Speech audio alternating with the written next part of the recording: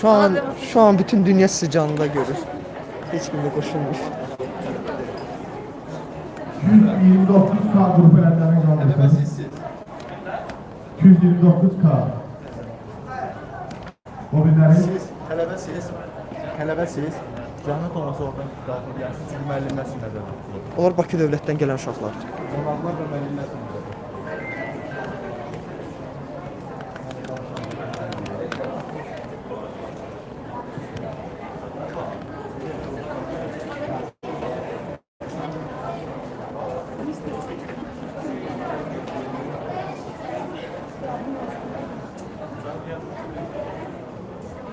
Yeni gelen tələbələr hər kəs maskalardan düzgün istifadə eləsin.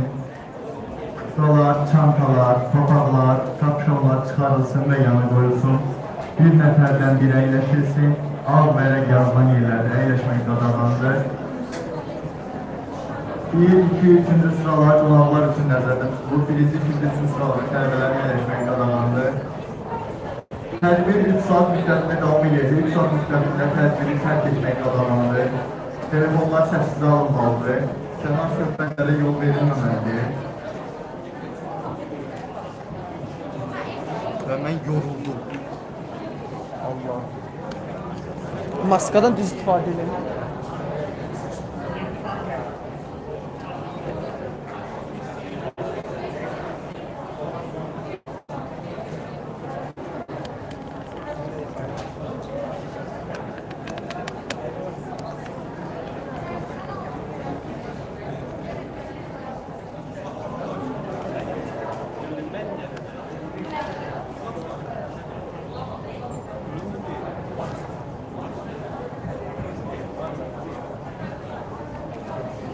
Hanım.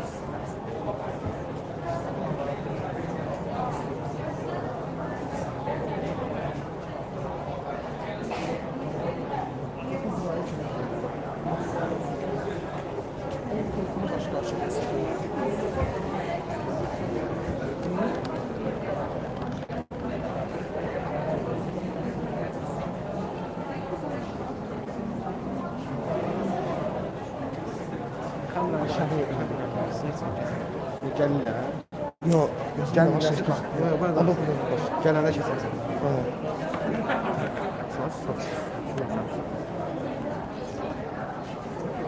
Lazım oldu. Bunu işləsin. Yox, banklar ilə onu elədim. Mən indirmə qaldım. Ya eləyəcəm narahat olma. Lazım oldu elə də yəni. Düşünürsün. Bax lazım oldu bunun ayaqlarını alır. Bunu açırsan. Hə, bilirəm. Bir də bunlara da fikir ver. Tam mərkəzdə olsun.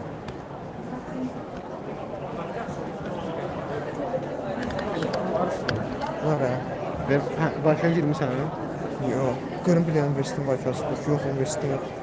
Ver mənə qoşun bu boşluğunuz var. Amma istifadə eləmədə çalış. Yox, tamam. Arada bir gir yayına da bax. Hə, ona görə yaxşı.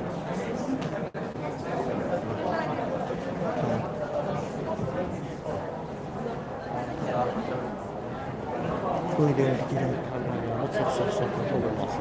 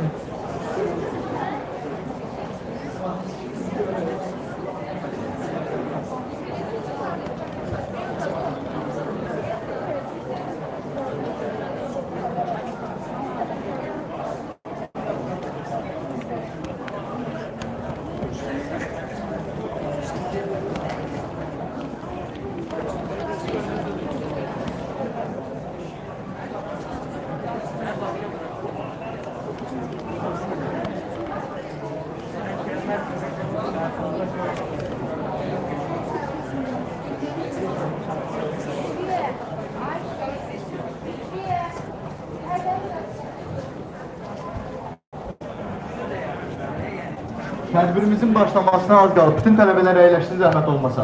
Gəzməyə qadağandır, hər kəs yerinə əyləşsin. Hər kəs yerinə, zəhmət olmasa.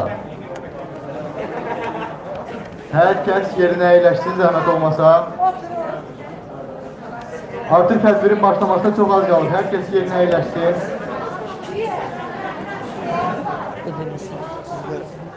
Müəllimlər gəldi, sakitliyə rəğb eləyək, zəhmət olmasa.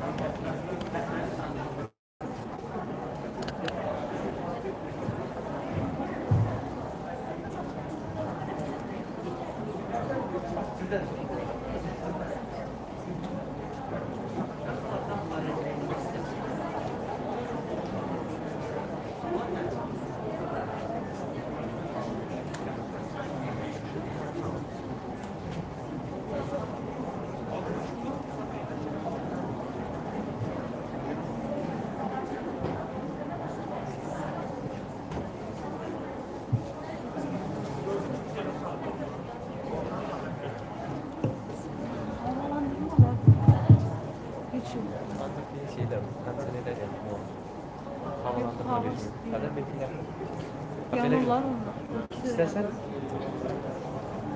kaldırına çıkabilirsin. Yok, ben çıkmama gerek. Otak havalansın. Ancak onu yandırıp ventilatöre yayılırsa.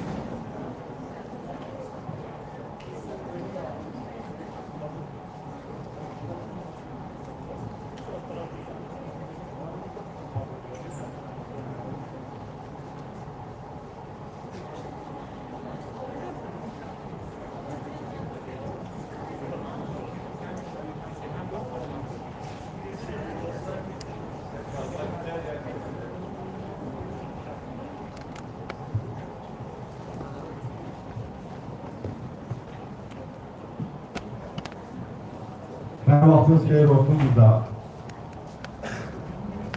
Hörmətli akademik heyət, Feridun müəllim, Məsud müəllim, Hüseyin müəllim, tələbələrimiz, bir daha xoş gəlmişsiniz tədbirimizə.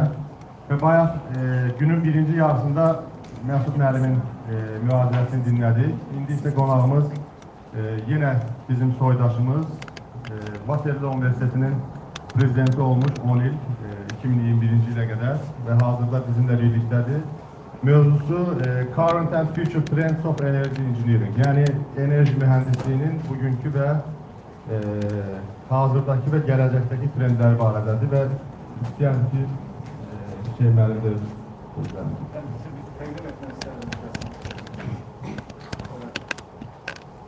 Profesör Gülden Bey'in ben bir-iki dəfə dünyanın tədbirlərdə görmüşəm. Biri Kaunas Dünya Akademik Sammitində əsas çıxışlardan biri kimi dəvət olunmuşdur. Orada da Harvard'ın, MIT'nin, New York Üniversitesi'nin rəhbərləri dünyada akademik fikrin trendlərini müəyyənləyən şəxslər idi. İkinci dəfə Washington'da Amerika Təhsil Şuralarının və Beynəlxalq Universitet İzbaşçılar Asosiasiyasının kongresində görüşdüyümdə. Mən sizə deyərdim ki, zamanımızın ən qeyri-adi Azərbaycanlılarındandır. Türkiyədə doğrusu da, özü də qəlbən Azərbaycana bağlı bir insandır. Və mən bilən ki, ondan söhbətimizdə də mən bunun nə qədər dərindən gəldiyini hiss elədim. Profesör Həmdullah bu, misal üçün Taylandda ilk İngiliz dili universitetin kurucusudur. Yani global bir şəxsiyyət. Şimali Amerika'da, Kanada Üniversiteler Asosiyasyası'nın prezidenti olur. Hal-hazırda İngiltere Commonwealth ile, yani İngiliz dilli ölkələrin, İngiltere'nin, Amerika'nın, Kanada'nın, Avustralya'nın, Yeni Zelandiya'nı birleştiren ve üstelik bir sıra Kraliçe tarafından, İngiliz Kraliçesi tarafından formal idaresinde olan ülkelerin Üniversiteler Asosiyasyası'nın idare heyətinin üzvü ve fəxri vəzifə sahibidir. Waterloo Üniversiteti dünyanın nəinki Kanada'nın en göze gelen üniversitelerden biridir. Böyük, qabaqcıl, yaşlı təcrübə malik. Həmən üniversitetin 10 ildən çox prezidenti olarak, orada 2 dəfədən çox seçilmiş prezident, 2 tam seçki müddətini prezidentliği yetirmiş. Ben de onun oranın prezidentini tanımışım aslında. Ve ilk defa ben familiyasını düşündüm ki, yəqin ki bizim tərəflərdən də ama İrana bağlı. Ama ikinci defa özü məndən danışanda böyük kongresler çok məşğul olur. Şimdi insan istəmir, hər dəfə gelir onlar narahat etsin. Bu özü danışanda aydın oldu ki, Türkiye'de doğdu ve özünü Azərbaycan'da sayan bir şəxsdir. Böyük şərəfdir bizim üniversitet üçün ki, bu qonağı kimi Azərbaycan'a gəldi. İkinci defa da düzdür Azərbaycan gəlir, birinci defa bir təxmini 10 il bundan qabaq olur. Onda da ölkə rəhbərliğinin təşkil etdiyi qlobal humanitar forumlarının birinin qonaq olur. İndi bizim üniversitetin qonağıdır. Müasir mütəfəkkirlərdən biridir. Təkcə təhsil sahəsində yox. Pandemiya durdurduğundan biləni sizi Fransa'nın rəhbərliyi dəvət etmişdi. Fransa ali təhsilin gələcəyini müzakirə etmək üçün. Macron. Prezident Macron'un dəvəti etdi. Sadəcə o qapanmalar getdiyi üçün təhsil məsələləri ikinci plana keçdiyi üçün hələ də gündəlikdə durulmaz. Yəni bizim tələbələr üçün bu unikal şansdır. Ümumiyyətlə qonaqlarımız üçün də ki, belə bir insan bir neçə mühazirə və söhbətlər üçün ölkəmizdədir.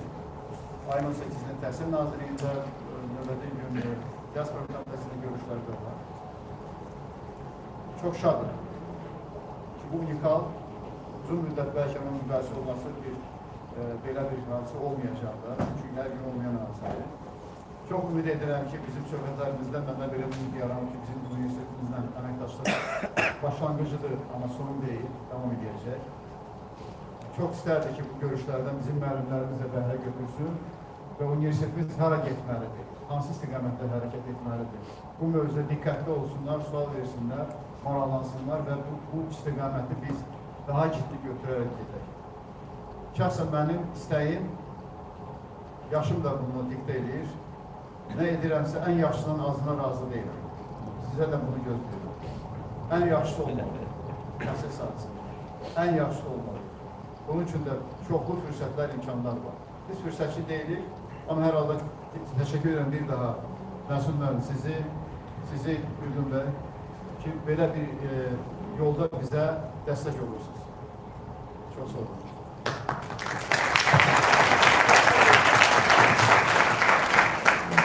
Başlayalım. Nazik tanışmanızdan dolayı ve beni buraya çağırdığınız için tekrar teşekkür ediyorum. Müellim Hüseyin Bey, bu şekilde burada öğrendim. Mikrofon. Bunu duyuluyor mu? Yeah. Okay.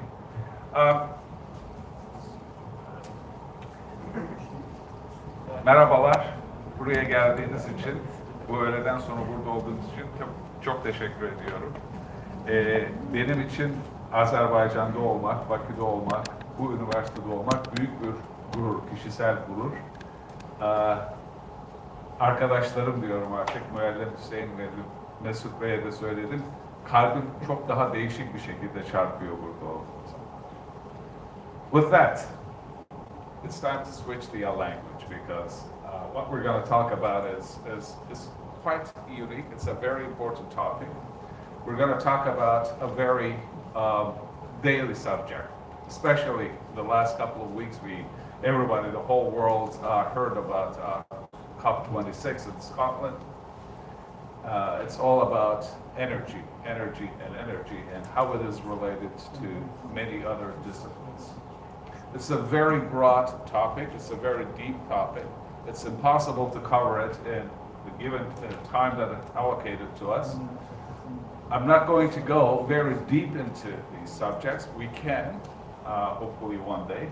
But the objective is to give all of you, mostly students, I'm delighted to see so many students here and some colleagues, some very important trends. What's happening in the world? What will it mean to your education and hopefully to your professional life when you graduate from this university? You don't have to be an engineer to be really deeply involved in the subject that we're going to cover. It touches on everything that you can think of. With that, let's get moving.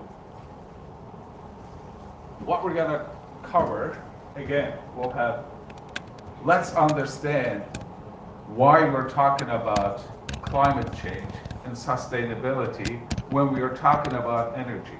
How are they connected? And what does it mean from an engineer's perspective?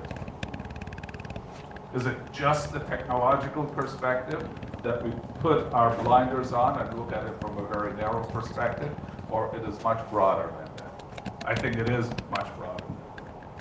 And we're going to cover a number of grounds, and everything at the end will converge on what kind of role should the universities play in terms of providing awareness, generating new knowledge, and most importantly, educating the talents that not only will find some of very critical answers, but they will lead the world. And I'm looking at them here. So, let's take, can I have that microphone? So you can face over there. Or I can take, yeah. Okay. Let's have a look at this. This is a global risk map. All I want to show you is this climate crisis and biodiversity loss, and how, look at all the arrows going to plastics and the environment, biodiversity, oil and gas, and many other things. It shows them as one of the top risks. And I want you to be familiar with the word risk, because this is how governments, large corporations, everybody, they make their plans, strategic plans, according to what the risks are. And as you can see, this is definitely climate crisis is identified as one of the top risks that the world not will be facing, is facing today. I want to draw your attention to this. This is a heat map taken this summer in Canada. This is a little town in British Columbia called Layton. Pay attention to this temperature. It's plus 49.6. It has never, and everybody, when you say Canada, everybody thinks that, oh, it's cold. 49.6 Celsius temperature. 488 people died the first day of the heat wave. And it lingered on for about a week. I didn't get a chance to show it to you. If you click on world news or somehow find what's happening in British Columbia today, they are pounded with heaviest rain they have ever seen. It's flooded. So you see the extremes in weather. What's causing this? We don't have to wonder anymore what's causing these extremes, because we know that climate change, human-made climate change, is the main reason why we are experiencing these. And no part in the world, no part, wherever, it doesn't matter where you live, is immune to the effects and impact of climate change. So let's understand these, okay? And we can look at the scientific aspects of why it's happening. How many of you know what radiative heat transfer is? Yeah. So, very simple. If you have more carbon dioxide in the air, heat will come in, but it won't be reflected back. Therefore, the Earth will keep warming up. And this is what has caused this. So, fast forwarding, many governments, and this is what was discussed during the past 2 weeks in Glasgow, net zero carbon. What does it mean? It simply means that we need to make every possible effort, and the first target date is 2030, but ultimately by 2050, that reduce all possible sources of carbon dioxide is one of them, but greenhouse gas emissions. We cannot bring it down to zero. It's a very simple equation. You bring it down, there is still a positive amount, and use carbon removal, direct carbon removal technologies, remove all GHG technologies to offset this. So the balance of this equation is approximately zero. This is what we call a net zero equation.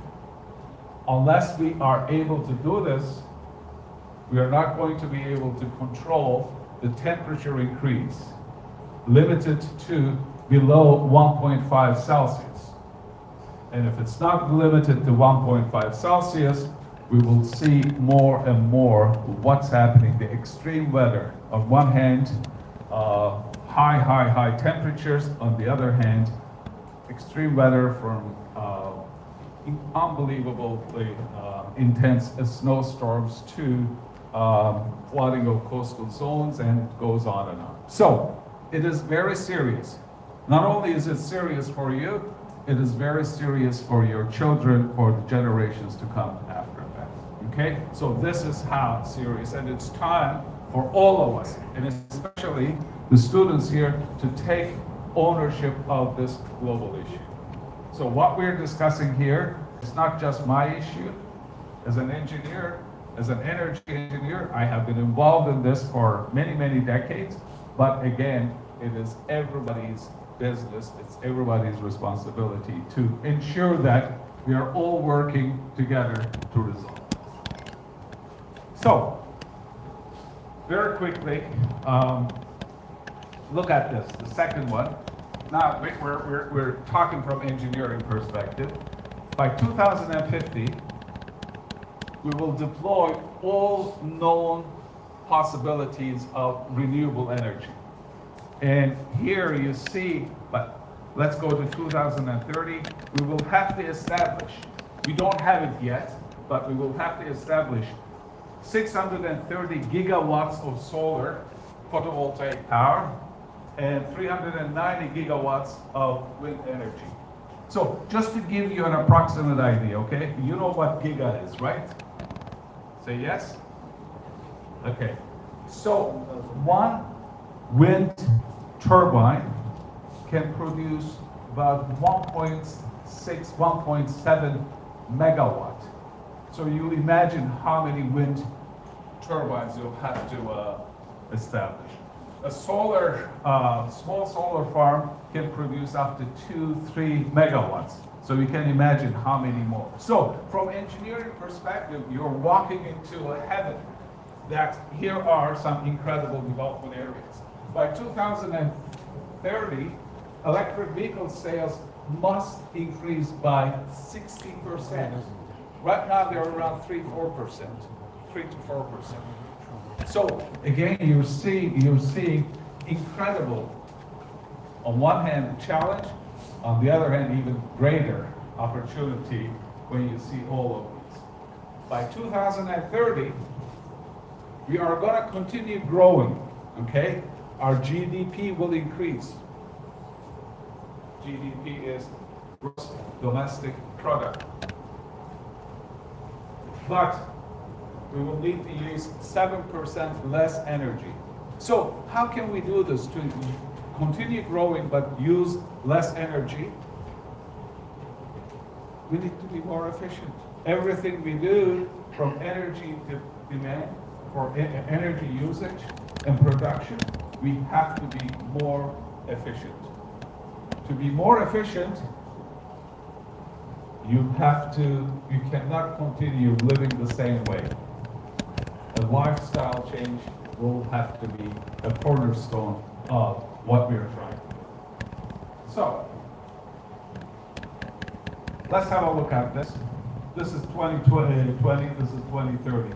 This is, the orange color is solar photovoltaics, blue is wind. You can see, these are done by the International Energy Agency. So they are very serious things.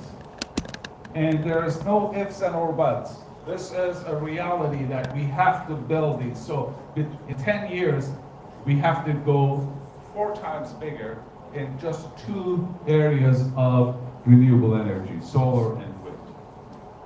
So please keep it in mind, and we're going to touch on this. You are living, you are a citizen of an oil-producing country, okay? You have to think twice. I am from an oil-producing country, Canada. We have to be very careful about, we are extremely well today, we're doing well today, are we gonna be well tomorrow? And you see the challenge here presents itself that you need to grow this, and electric cars will have to be 18 times more, as I said, 60%. So we're looking at a future where internal combustion engines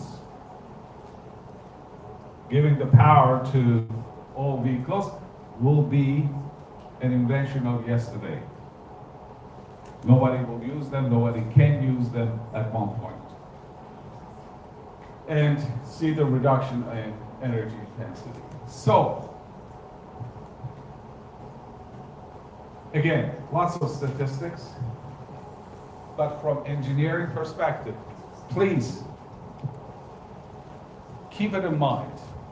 I want each and every one of you to think that the innovations, the solutions that will come, that will be needed for us to get there, don't sit back and say, well, somebody else will do it. I want you to think that I am the person who can come up with these solutions. I am more capable, as capable as any other brain in the world.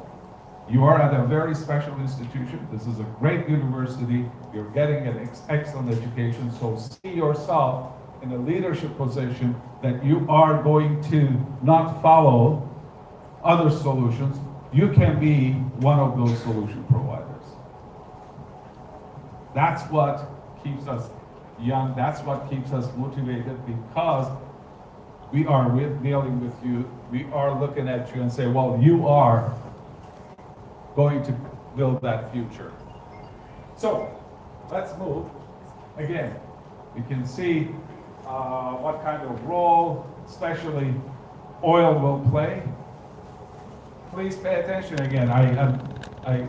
Today, many countries like Azerbaijan, they are oil producers, and they are very much enjoying the wealth, prosperity generated by this. But look at this. It's not going to continue forever. And at the same time, we're going to touch on those from, for energy storage, from battery technologies to many other carbon capture technologies. We will need very, very special and a lot of new materials, critical materials, from copper to magnesium to cobalt. You see an incredible demand for these. It is an opportunity for many countries to say that, okay, we may not be producing as much oil, but there's huge possibility in many minerals. Please, when you go to bed, think about this graph. Our objective is to bring greenhouse emissions, but mainly carbon dioxide, to this level about 20 to 30. There are so many different scenarios, they don't give us this reduction.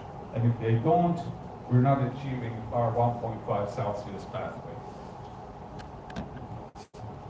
And here, you see 3 main culprits. Coal is the biggest one, and then oil and gas, okay? They produce a lot of the, or most of the carbon dioxide. There are some other sources of methane, but as far as carbon dioxide goes, it's the 3 major fossil fuels. Video. I am assuming that you understand some of the basic reactions, chemical reactions that are connected to carbon dioxide production. Am I correct? Coal has a lot of carbon and some hydrogen and some others. So when carbon and oxygen react, okay, carbon monoxide and then carbon dioxide, and that's your greenhouse gas emission. Same, of course, with oil, same with natural gas. Even though natural gas burns much better than the other two, still a lot of carbon dioxide is produced. But the beauty of, excuse me, natural gas is that there's a lot more hydrogen than carbon, so it is not as you can see, potent as the other. I think every student should understand the history of everything. If we don't know where we came from, we cannot figure out where we're going. So, this is one of my hobbies. I like to know where things all started. 1886, in Germany, Benz and Daimler, separate from each other, they built the first car that was powered by an internal combustion engine, and it goes on and on. But look at 1975 in Brazil, they started producing ethanol from sugarcane, so non-carbon based. World's first wind farms in 1980. So we're not just talking about tomorrow we need to do all of these things. They started a long time ago. But at the same time, if you look at 2009, critical year, China surpassed the United States on energy consumption. Even though per capita is less, still as China's economy started growing, its hunger for energy was enormous, and most of that hunger, you will see later on, was satisfied directly by very low quality coal that they had in order to produce energy for their factories. Look at this graph. Coal will continue to be used by 2050. You see that they're still using.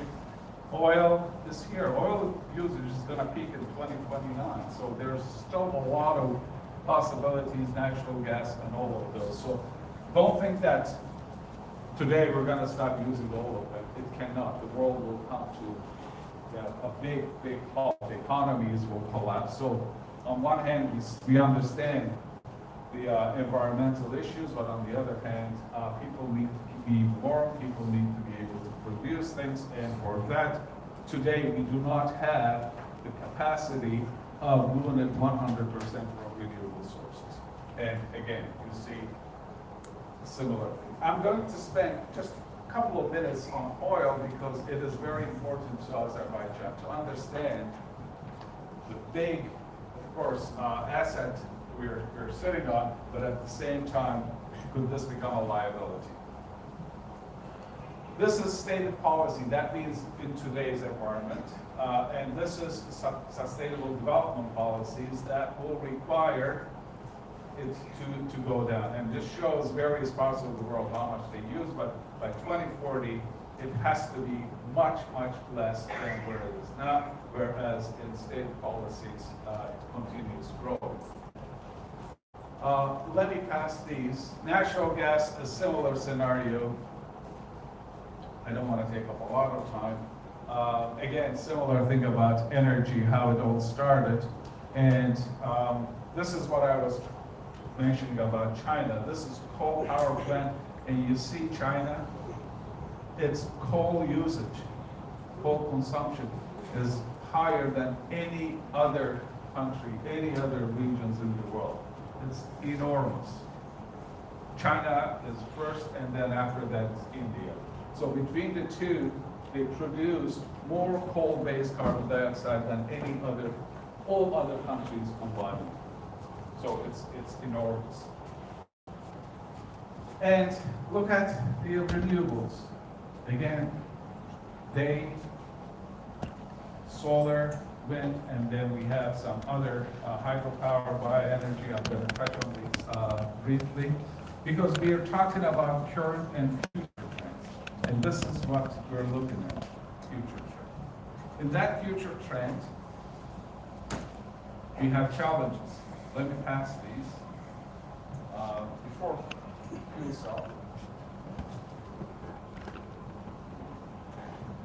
You may be wondering then, why aren't we putting solar collectors on top of every building wind turbines everywhere, and produce a lot of electricity? Wind is free, you don't have to pay for the fuel. Sunshine is free, we don't have to pay for it. And we have quite advanced technologies, and the price of solar collectors is going down, the price of building a wind turbine is going down. What's the problem? Why can't we do it today, everywhere? Because when the sun goes down, your solar collector will die. It won't produce. When the wind goes down, your wind turbines won't turn.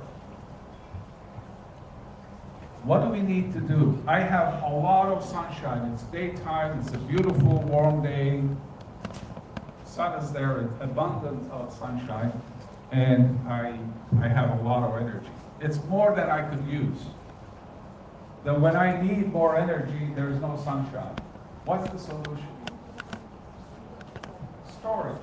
So energy storage, keep it in mind, energy storage is going to be one of the most lucrative business in the world.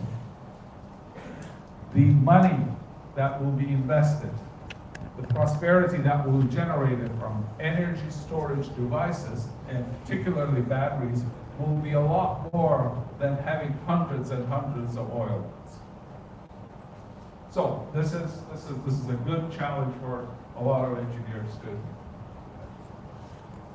Now I'm going to switch a little bit. I'm assuming again a lot of engineering students, especially chemical or mechanical engineers. We're going to talk about fuel cells, and you're going to wonder, what is a fuel cell? Take a liter of oil, hypothetically, to extract energy from it, either put in an engine, burn it, bring it up to very high pressures and temperatures, and expansion will give you propulsion. Or in a power plant, you do this, generate a lot of heat. Heat is transferred into steam. Steam turns, steam turbine turns a generator, and you produce electricity. A fuel cell gets rid of all the middle steps. A fuel cell is an electrochemical device.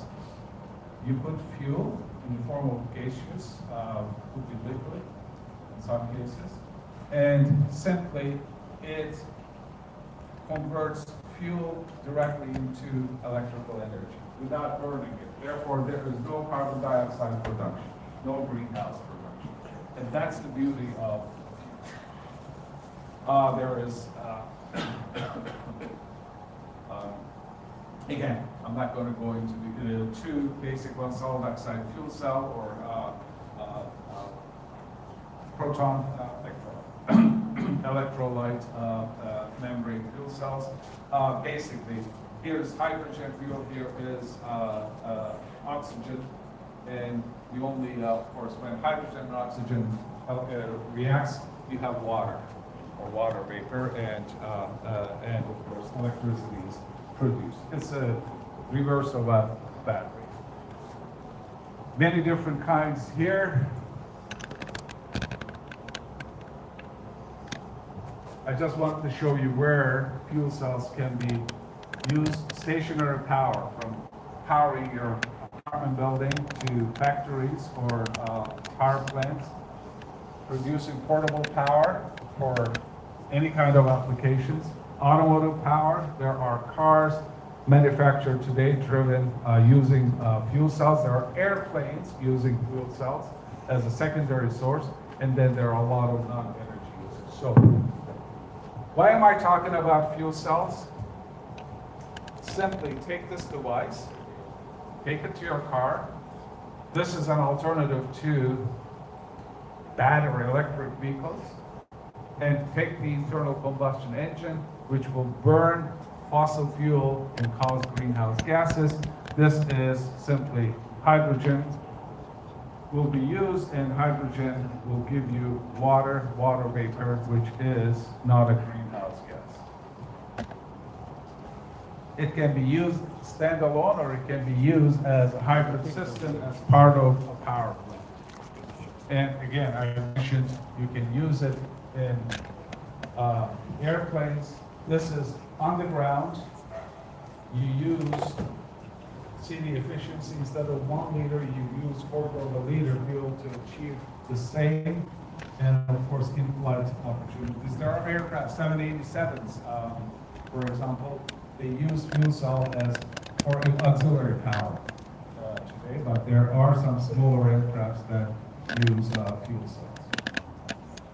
So put yourself in those positions. Somebody came up with these ideas and solutions, and there are a lot. There's great big need for many more solutions, and please put yourself in those positions that you will be the ones to do it. I don't want to get too technical about some aspects of fuel cells. You can find more information later on. Let's go to the next step. Are there any nuclear power plants in Azerbaijan? Not yet. Is the answer. Yeah, that was it. So, an oil-rich country, why should they consider a nuclear power plant? Well, there are a lot of pros and cons about nuclear power plant, but nevertheless, they will be part of the solution. This is an important piece of information. In 1954, the first nuclear power plant actually was built in the former Soviet Union, but the first commercial one, that means it's produced electricity and sold it, was in 1957 in the US.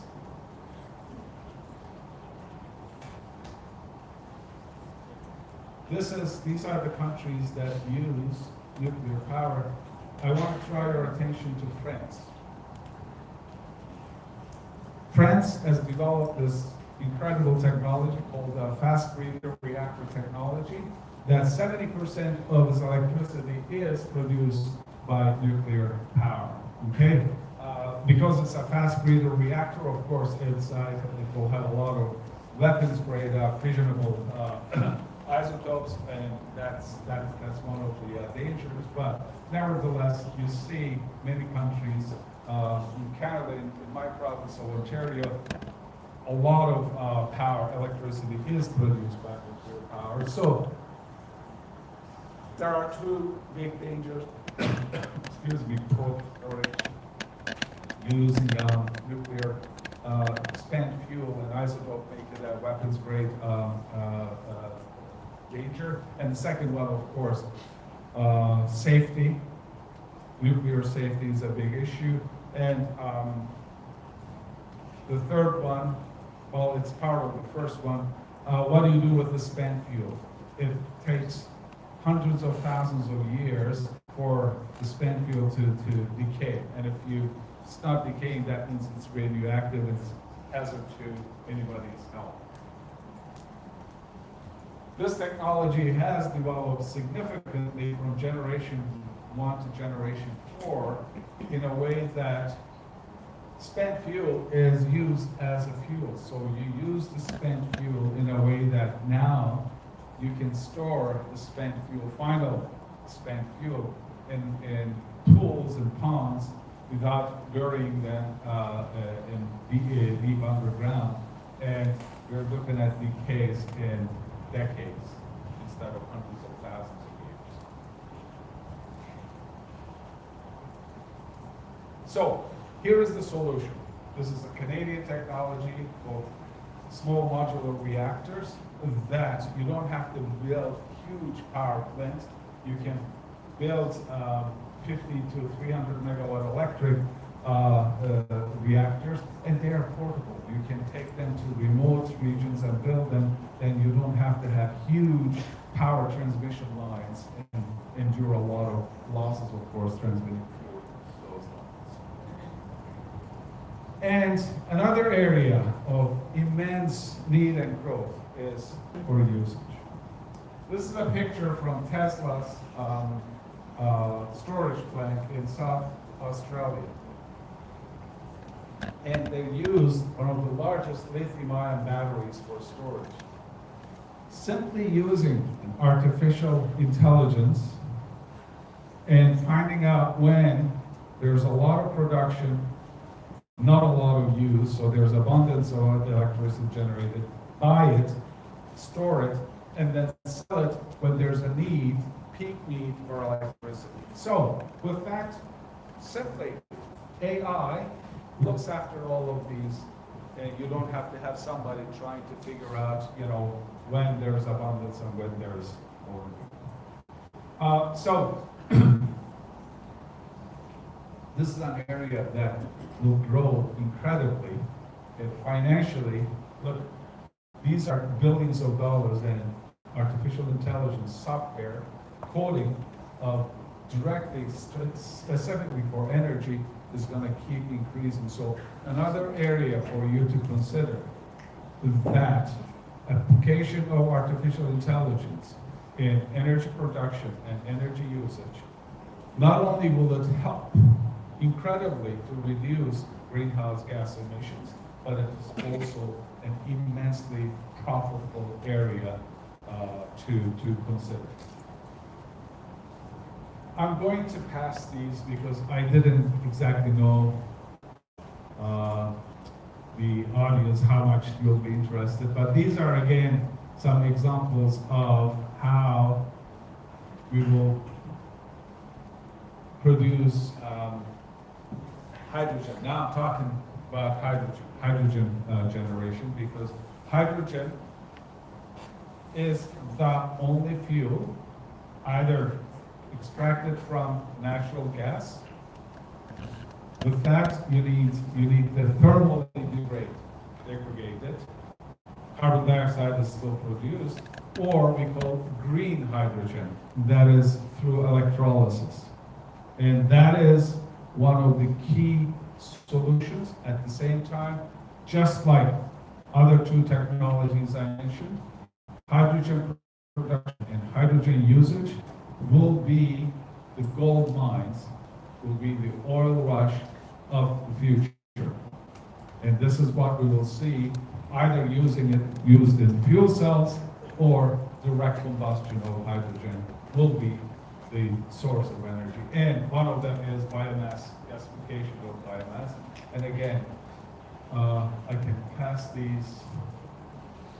There's a lot of engineering, there's a lot of chemistry behind this, but we can leave those for some other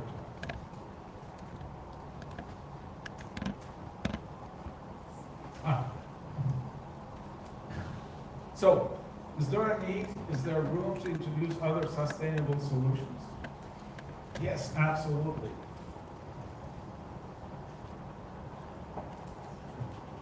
Mr. Fate, you'll like this one. When I was putting this, I thought of you because this is something that you will say. Quality is sometimes more important than quality. Okay? Sometimes you say, okay, we need more of this, and we don't need to worry about its quality. Okay? But for science and for scientists, quality is always more important than quantity.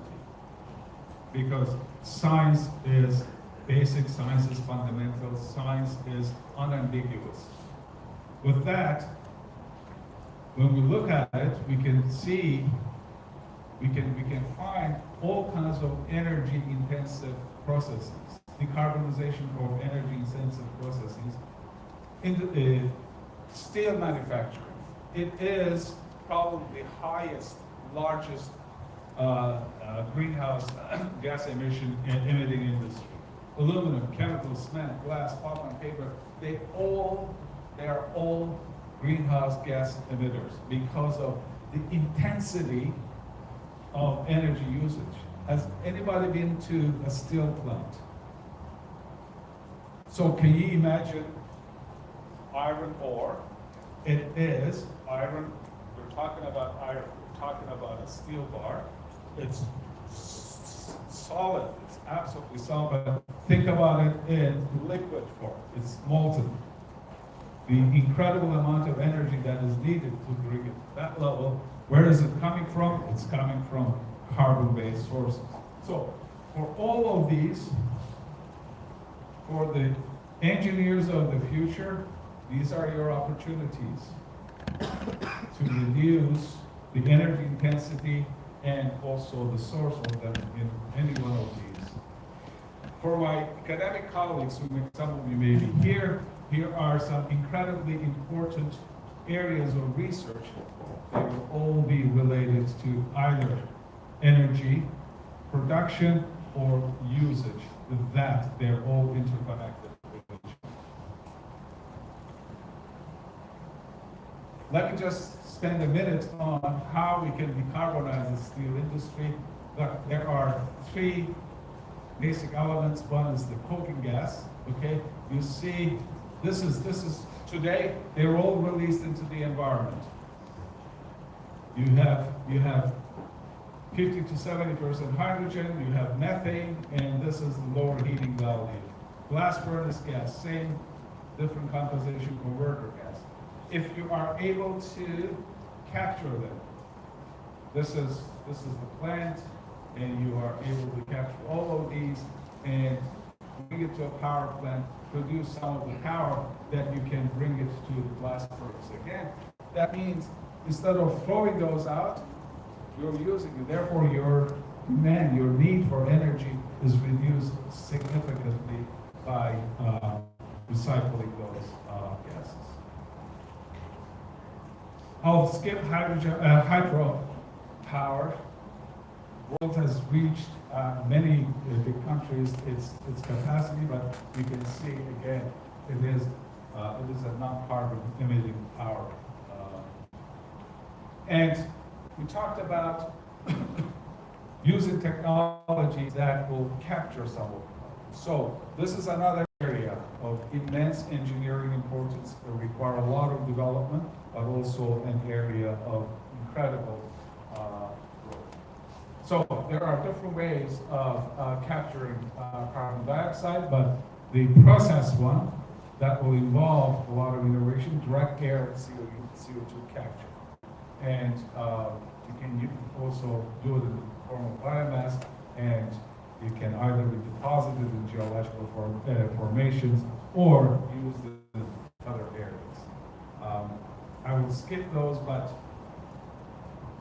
just look at this. This whole area, the blue area, if you want to bring it to below 2 Celsius, will be needed by to capture greenhouse gases or carbon dioxide. And here is quickly either indirect conversion, where you can use carbon dioxide, or direct conversion, use areas. So yes, carbon dioxide is going to be there, but we don't need to let it out. We can capture it and use it for many industrial processes. You can see how it's been increased. Let's pass these. I wanted to give you just some basic ideas. Now let's come back to oil for a second, okay? Are we going to stop getting oil out of the ground? There are a lot of very high, environmentalists that will say, leave, excuse me, oil in the ground.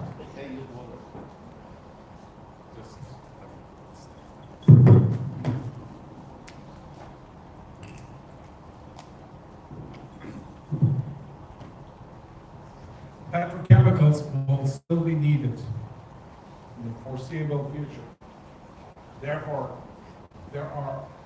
but petrochemicals, they're going to become so much more valuable than just simply burning it to extract heat or power out of it. And it shows all kinds of areas and incredible amounts of monies that can come from those. So there will be still a great deal of need for petrochemicals or oil for petrochemicals that can be used in many, many other places. Just needs a different balance. So, from an investment and I hope, again, some of you will become investors one day. Look at all the incredible amounts of money. This is the next 10 years, 750 billion just for carbon capture and utilization technologies. 200 billion for electric vehicle infrastructure. When I say electric vehicle, please don't, those of you, just pay attention. You're not talking about extract. Somebody says, oh, I'm going to have an electric vehicle. It's not to have one. A car rental company called Hertz, you may have heard of Hertz. Yes. Just ordered 100,000 electric vehicles from Tesla just 2 weeks ago to be delivered by the end of 2023. It's not for the next 5 years, 10 years, 30 years. 100,000, so it's not a joke, it is real. And this is, are you gonna leave this electric car production to just 1 or 2 companies? Or you say, well, yeah, we can do it here too. We know how to do it. We're the graduates of this fantastic university. We have all the knowledge we need. So let's do this. It can be cars, it could be scooters, it could be buses, but they will all be electrified.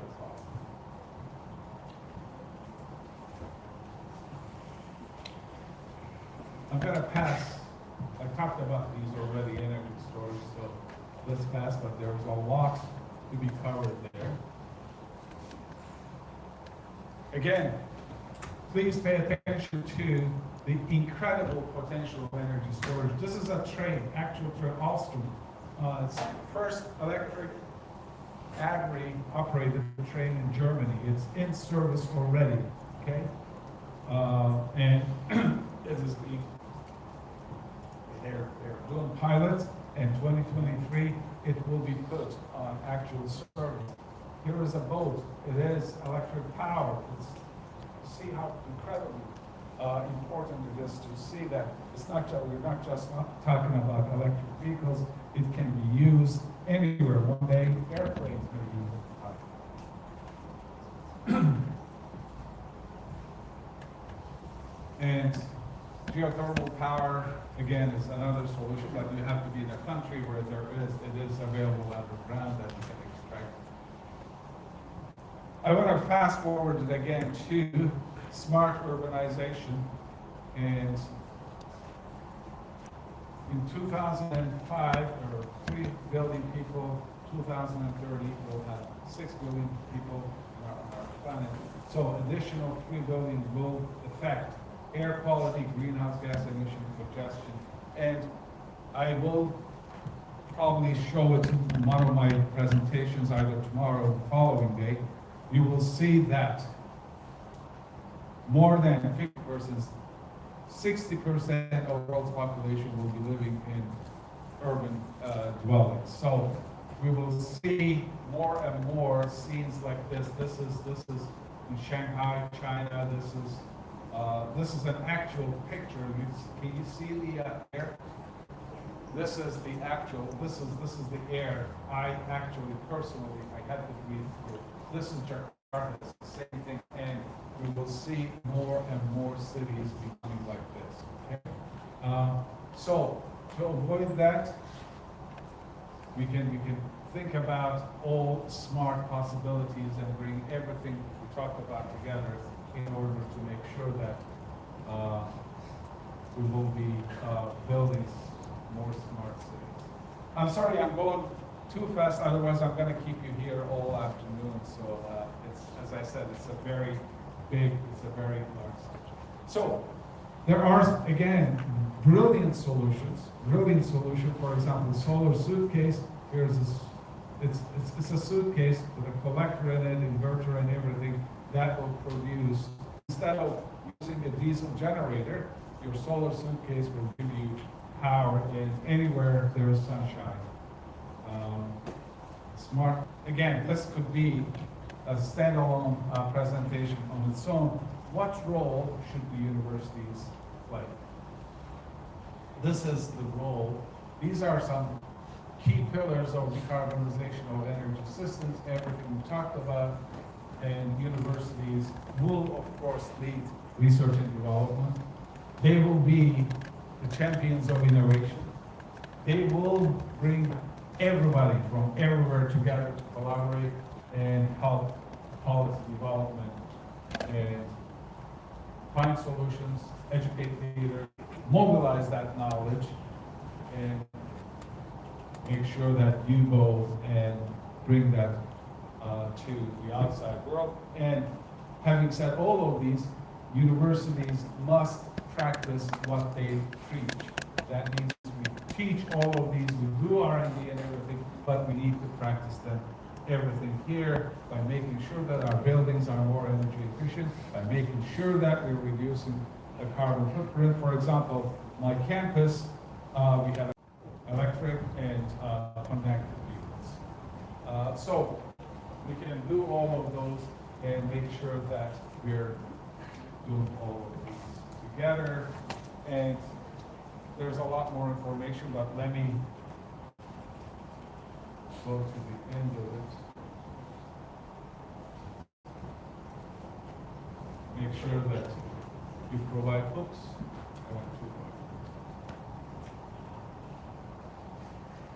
You provide solutions and how we can achieve those and what are the best practices that we can follow.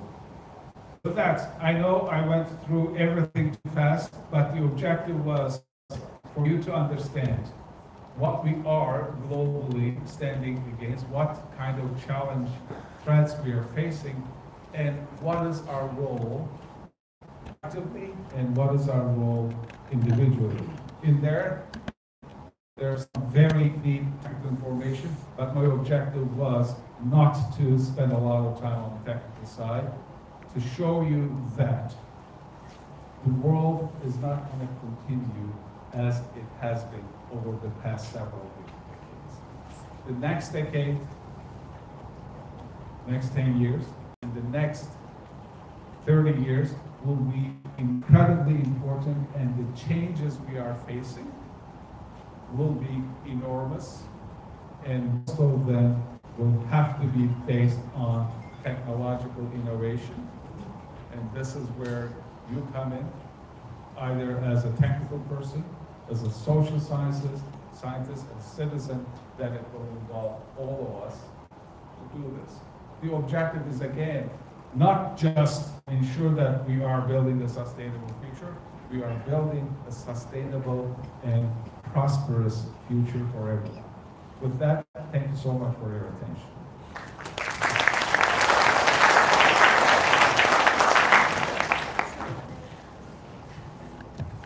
Çok sağ olun, teşekkür ederiz. Suallar listesine geçmek istedik. Kimin sualı var? Sualları istenilen dilde verebiliriz.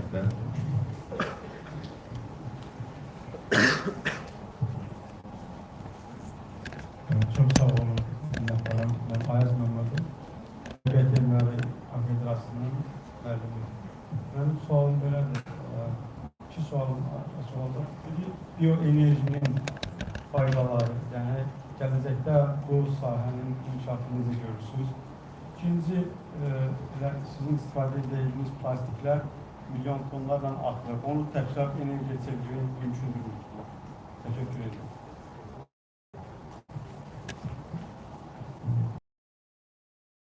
Bioenergy has two sources. One is, for example, agricultural waste. Okay, you harvest wheat and there's a lot of straw. What are you going to do with it? You can leave it to rot. You can burn it. You burn it. You didn't do it. You wouldn't extract it. There are well established. I'm one of them. I developed technologies. I patented it. I made some good money out of this. For example, gasifying rice husk, and use the gas from rice husk to turn diesel engines instead of putting diesel fuel. Okay, so there are, including garbage, municipal garbage. Okay, you can incinerate it and use it as fuel, or you can put it through anaerobic digestion that will give you biofuel, or you can gasify it that will be. The other one is synthetic biofuels that you manufacture in the form of methanol or ethanol and some others. So these are incredibly, again, large areas. Yes, when they are in full use, they can cut a lot of the need for fossil-based fuels. There are, with biofuels, for example, if you use municipal waste or agricultural crop, by gasifying it, there is some carbon dioxide, but most of the carbon is captured in the form of char, solid carbon. Therefore, it's not released into the environment. So that's the beauty of this. You can, look after a waste product and convert it into energy that is not hazardous to the environment. Does this answer your question?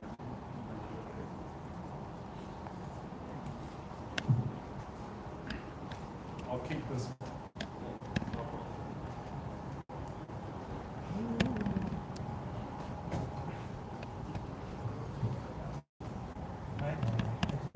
From Ministry of Energy and also University of Toronto alumni. Thank you for this seminar. I have a question I have two questions. First one is that, as you know, the renewable energy has been Can you keep the microphone close so I can hear it? Sorry. Okay, as you know, the renewable energy has a very big intermittency issue, and we do not have any viable energy storage system as of today, other than the hydro storage. What do you recommend for to prevent this intermittency?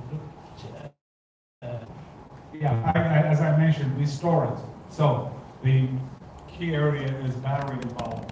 So some of the opponents of renewable energy sources, they will say two things. One is we just don't have enough of this. If we turn off the gas supply or oil, you'll freeze to death. No, because as I showed you, they will keep increasing. Second one is storage. Battery storage is going to keep going.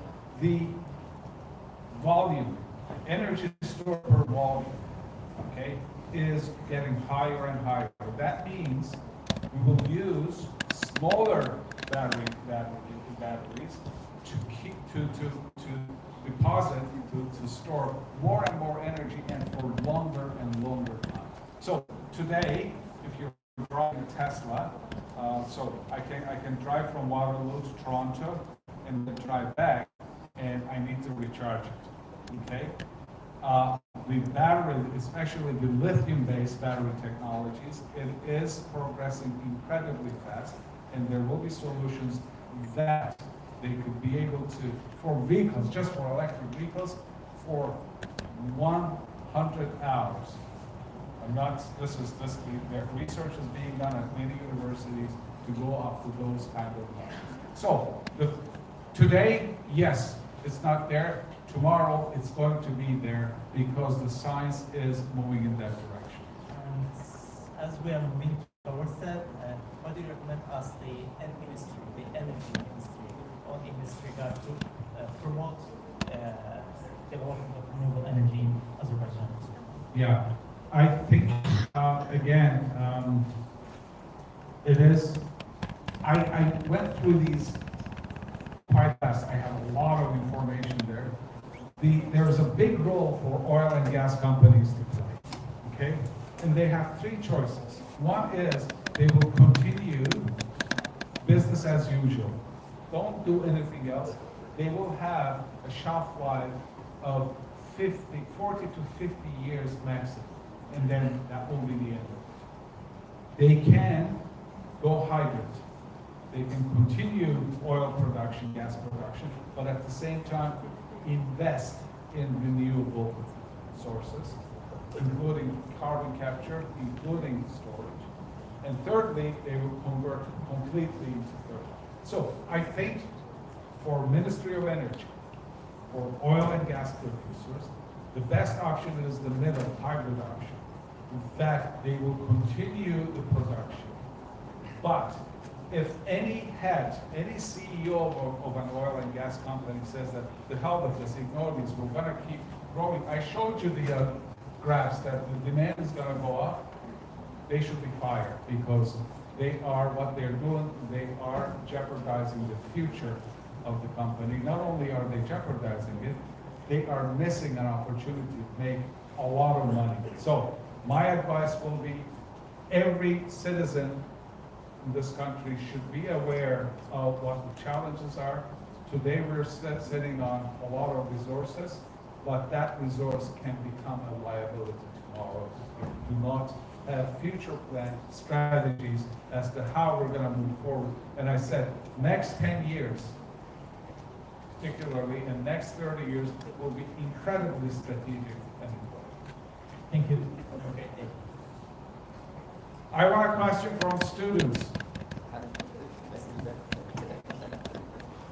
Please go ahead. Students, please think of a question. Allow me to say thank you for this wonderful presentation. I wanted to ask, what is the role of technology in the synthesis of energy? What is the role of technology in the synthesis of energy? So, big role, as said, because for everything else, the future, this is, I'm giving you little tidbits of my tomorrow's talk, okay? Future of education will rest. Future of innovation, future of solutions, whether it's energy, whether it's health, whether it's urbanization, all of those will be at the intersection of many disciplines. And technology will be one of those components at that intersection, but it's not the only one. There will be a lot of social sciences, there will be a lot of health, there will be a lot of information sciences, there will be so many things coming together. But if you remove the technology from that diagram, Venn diagram, nothing will happen, it will collapse. Because technology is the fuel of any societal changes. And this is, as I said, that the issues we're talking about, it's not just a technological challenge. It's a societal challenge. It is a lifestyle challenge, understanding what it means when I turn that electric switch on, how that how that light comes on. Every single person, going back to daycare, okay, kindergarten, they need to understand what's involved in producing that 1 watt of energy. Okay, so, go, yes. If I were to give you marks, I would give, you're not a student. You're a student, okay. So, whichever course you're taking, you got an extra 10 credits or marks, okay? Actually, I don't have a question. I have an idea that sorry. Just tell me who you are. What are you studying? My name is Arzu. Read. My group is 231 bio. Well. Okay. I don't have a question. I have an idea that I want to share with you. That for now we can use both solar panels and electricity. Like when the sun goes down, we can use electricity. Then when the sun comes out, we can use solar panels. And you said we can use, we have to have some storage. Yes. But for now, we can use both of them, and then when we have the storage, we can use both of them on the storage. Yeah. So there are systems. You're absolutely right. So let's say that I have solar panels on my roof alongside my house, okay, and I am producing electricity. And let's say that my daily need for a single family dwelling is about between 60 to 75 kilowatts, okay? Let's say I'm producing 100 kilowatts. I will sell 25 extra that I don't need to the grid, okay? So I'm making money actually, and I'm not, but at night, so the electricity demand in a typical day like this, it's getting cold, people are getting home, the lights come on, heat is your solar is going down, so now you have to get it from the grid. Well, how is the electricity provided by the grid? Fossil sources, okay? The peak in the morning or in the evening, they will have to be met by non-renewable sources today. Even with nuclear, it's impossible to meet. That's why you need a large-scale storage. Başka suallar? Biraz fəal olun.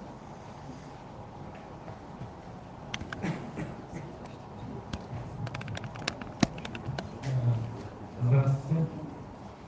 Надеюсь, вы понимаете, да, по-русски язык? Anlayacağım, yavaş konuş, yüksek ses. Siz Rusça başa düşürsünüz? Rusça hayır. Hayır. Onda məndə iki sualım var. Birinci sual oldu ki, bizim ölkəmizdə məsələn neft çox var. Evet. Amma biz ağırlı fikir olmaz idi ki, keçməyə ışıq, su, hava enerjisini. Və hətta bir obürsüz sual oldu ki,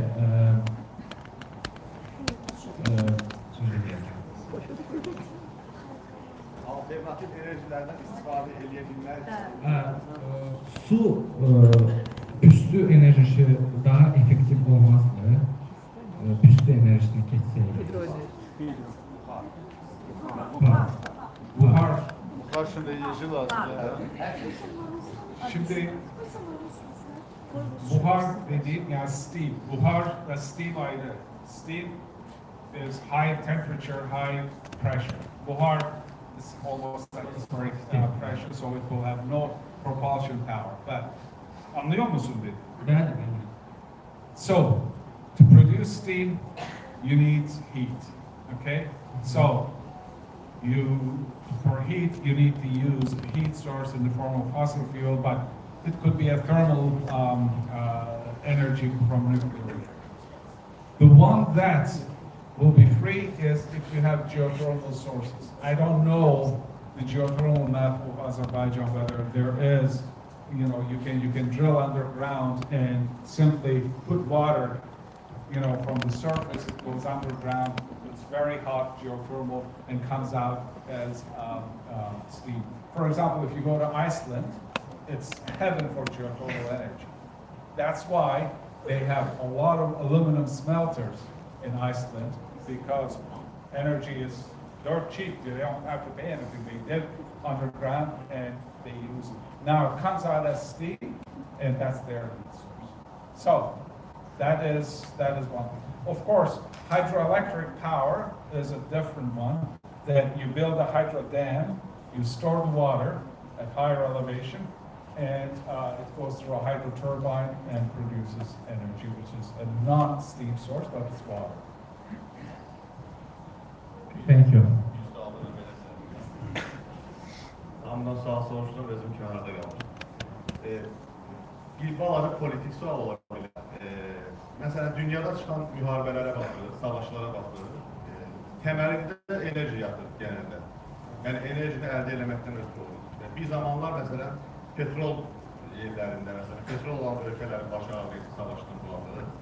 İndi görünür ki, enerji store edən elementlər var da. Mesela o elementlərin çox olduğu ölkələr problemli kimi görünür hal-hazırda. Yani belə bir trend gözlənilir ki, gələcəkdə daha çox günəş enerjisi alan ölkələr problemlə qarşılaşa bilərlər. Yani bu savaşların mərkəzini çevirə bilərlər. Tarihe bakacak olursan, bütün savaşların temelinde ekonomi yatar. Bazıları enerjiden dolayı olabilir ama sonuç olarak ekonomiden dolayı. Fast forwarding this to the future, the whole world needs to collaborate. So at COP26, and I don't know how closely you followed it, 200 countries participated and signed the declaration. The last day, China and India kind of pulled, said instead of phasing coal out, they changed it to phasing coal down. So this was a disappointment. Yes, it will be very important for two reasons. One is countries like China, it needs energy. China is manufacturing for the whole world. Sometimes it's just garbage, cheap product. Sometimes they're really the whole world needs. They need to be able to continue doing that. They are still building coal power plants. Okay. The second one is they are also investing incredible, the cheapest, the most effective solar photovoltaic collectors are made in China. So, yes, it is a different kind of war. It's an economic war. It's not going to be fought with tanks and cannons, but it's going to be fought in terms of how fast they can produce these from storage to technological elements that will give them the upper hand.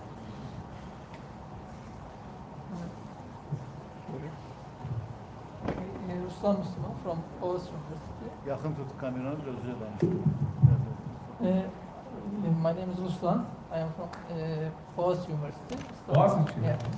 I would like, it's maybe relatively technical, but I would like to understand the technology behind the fuel cells, because I'm interested about is it use fusion usual oil, gas, or it use something, what it utilize to So, produce it's an electrochemical device. The simplest way is I can use methane in it, for example, or natural gas. I can still achieve what I want. What will happen is something called carbon poisoning of the electrolyte. When, the anode, sorry, it has anode, cathode, and it will start poisoning. Carbon will start depositing. That's what we call carbon poisoning, and it will become ineffective after. The best way to do this is to use pure hydrogen. So hydrogen as your fuel, all you need is to supply air. Okay? So air, oxygen, and hydrogen will react. Not in the chemical form. I'm sorry. There will be an electrolyte. Okay? And in there, as they come together, electrons are produced. So what you do, you form an electric circuit, and in due process, there are two byproducts.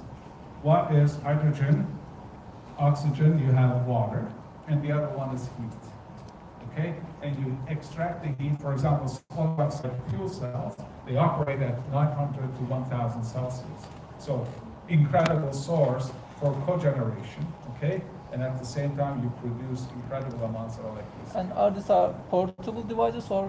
There can be small portable ones, and there could be like a power plant, 200 megawatt electric. Oh, I see. Yes. And it could be in your car, driving your car, so long as you have a tank that you could store hydrogen. If you have a storage. Yes. Enough. So, another question, mine. Okay, I understand that, and I understand that you are aiming to make an awareness about the climate change, but what's the effect of the individual people in this process? Because I think that it's mostly on the companies. Mostly in this process, the bigger the companies. I understand what you're saying, but let me tell you, I gave you the example of a car rental company. Yeah. Why would Hertz order 100,000 electric vehicles? Because the customers are asking for it. Yeah, I see. So you extrapolate it to many other things, okay? You go somewhere, you will go one day, say, I want to stay in a hotel. And you'll pick the hotel based on what kind of energy source they use for heating or electricity. So everything goes to the consumer level, and consumers, as far as climate change goes, they will dictate what companies need to produce. They were forced to change economics, companies. Okay, thank you. Thank you very much for that. Başka? İlkin Həsənov, Qərbi Kasım Universiteti Mühasibə Kötü və Audit ixtisası. Mənim sualım belədir ki, bugün ölkələr maddiyyat bölgüsünə və iqtisadi inkişafına görə bir-birindən fərqlənirlər. Ancaq bəzi ölkələr var ki, onların sırf iqtisadi və maddi gücləri olmadığına görə bu alternativ enerjilərdən istifadə edə bilmirlər. Xüsusilə qabarma və çəkilmədən enerji almaq imkanları var, ancaq maddiyyatları çatmır. Bugün dünyanın inkişaf etmiş ölkələri həmin ölkələrə yardımlar göstərirmi və bunlar nədən ibarətdir? Çok iyi bir soru. The countries that are most and worst affected by climate change are those countries that are underdeveloped. Okay? So, I underline, I re-emphasize that it is the responsibility, duty of the whole world to find solutions not only for their own countries, or their own geographic location, but for the whole world. So, the carbon dioxide greenhouse gas emission map I showed you can build borders, okay? You can build walls that Mr. Trump was trying to build between the US and Mexico. You can do anything you want. You cannot imprison the air. If you produce something here today, it's gonna go somewhere else the next day. You know one of the reasons why we have incredible amount of polar ice melting? It is melting because of climate change, because the temperature is in. But what accelerates that, when you burn coal, when you burn fossil fuel, a very small tiny particles called soot, they are condensed hydrocarbons. They will be carried with prevailing winds. They end up on the Arctic ice. So think of a white piece of paper, sun is shining on it, it has different emissivity and absorbability. And then if you have thousands of small, tiny black particles, it will absorb a lot more heat. That's what's accelerating the melting of polar ice. So those are the things that the world, the developed countries and developing countries will have to make sure that they will make those technologies and solutions available to the underdeveloped countries. Absolutely. Otherwise, again, it's another cause for war because you have something valuable and you're holding on to it and you're not sharing. Çok sağ olun. Başka sorular?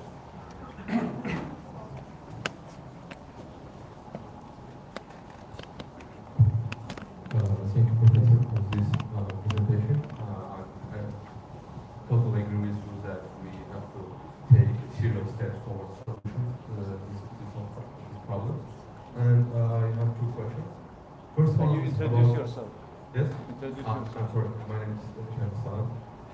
Yes, and I have two questions. First one is, I didn't understand the main concept of fuel cells. I mean, it's good, it looks a good idea and efficient idea, but why it's not so popular today? And the second one is more... It is very popular. Yes? Yes. Yeah, I'm sorry. And the second one is, as I understood, there are two concepts. First one, we get energy from renewables, and then storage. Today, scientists make investigations in creating batteries, liquid batteries, and spend a lot of money. So I think, from your standpoint, perspective, which one is better? For me, I think we can create a system where we can find collaboration between traditional energy and renewable energy, and use one of them like backup system. Yes, and instead of spending money on batteries and their utilization and their transportation here and back, we can find first line, keep first line. I mean, create like a farm, let's say. So renewable energy and traditional energy, their collaboration, like with easy words, switch.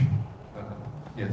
So, on the fuel cell part, just think of a battery, okay? What do you call it? Turkish is pig. So, how does it work? You reverse it, okay? And instead of taking energy from it, you produce energy. That's as simple as that, okay? There you go. So you bring hydrogen and oxygen together, and it gives you electrons. You can find it. There's a lot of information on fuel cells. Just Google it. You can find a lot. I have been, just for your information, I started my research career as modeling, investigating hardening of arteries. I studied how arteries were blocked and then what kind of pressure wave they generate.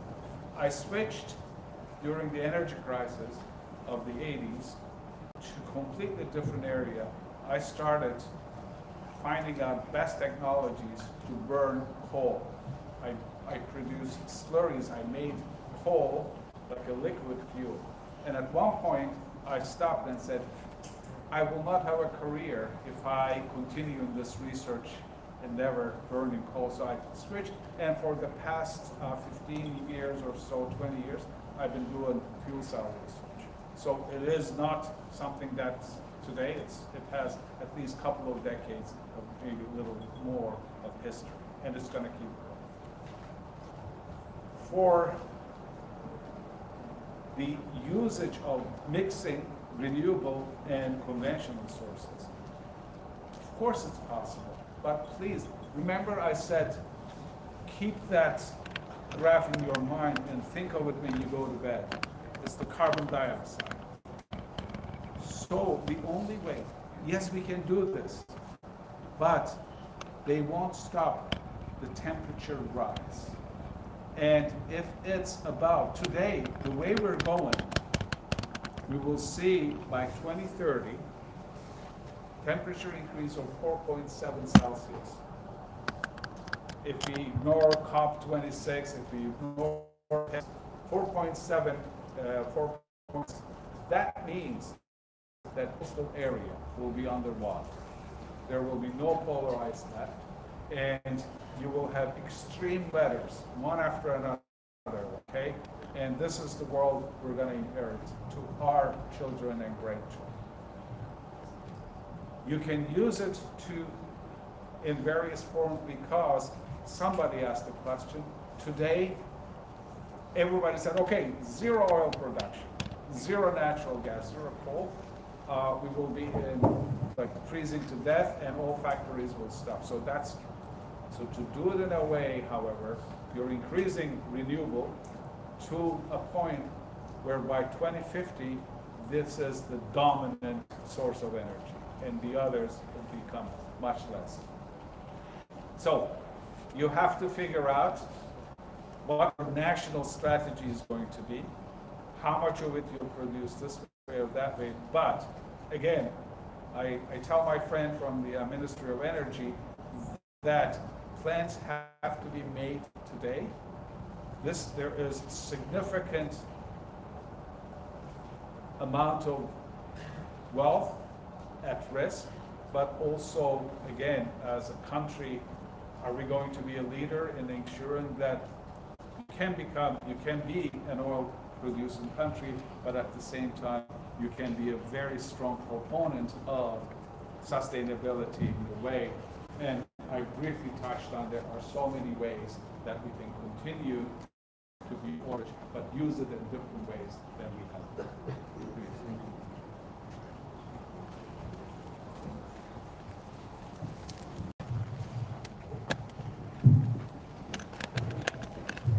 So, here is one idea of innovation before you ask your question.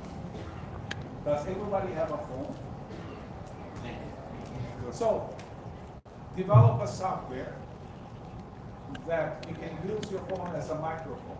And it's connected, you're all connected wirelessly, and you don't need to carry a microphone. Just an idea. This is for free, okay? Whoever wants to cover it. Now, please go ahead. Thank you. My name is Orhan Başizadeh. I'm from the 231M group, that's forestry faculty.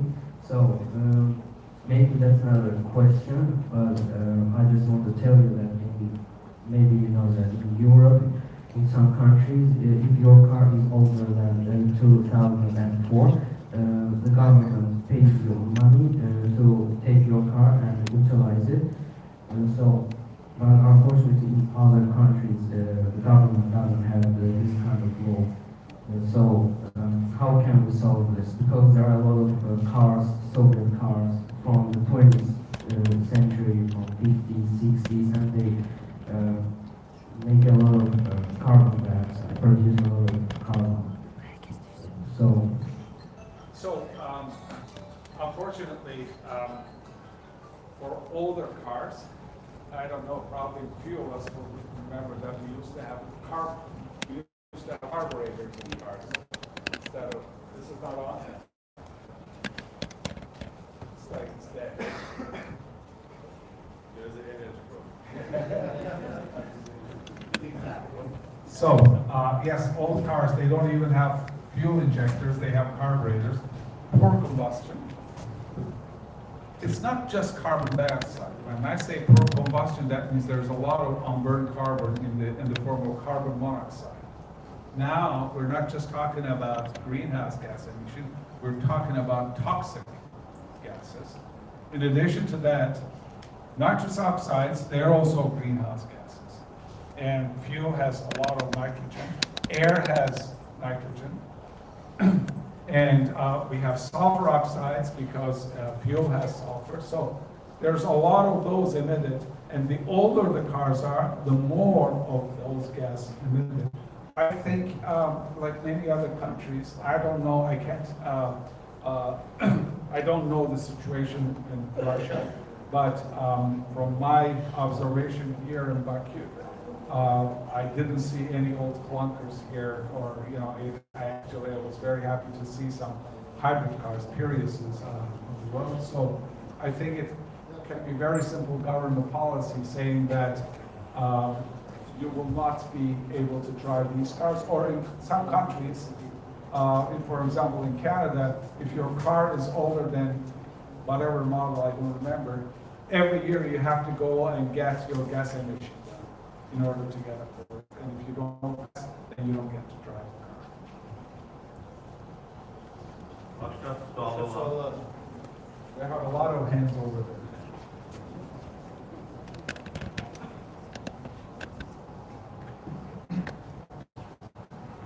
Hello, hi, welcome to Azerbaijan. I study now Western Christian University and first course 221 biology. And I have very interesting question and I want to give to you. So, energy efficiency studies of companies operating in the manufacturing and industrial sectors are of critical importance. Have any precautions been taken regarding this? So we're talking about energy efficiency in both residential applications or industrial applications. So every building, whether it's a university, whether it's residential, whether it's a hotel, whether it's water, they have to comply. To get your building permit, they have to comply with energy efficiency and all other measures.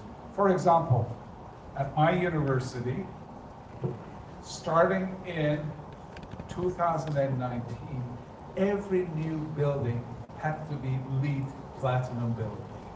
Are you familiar with LEED designation?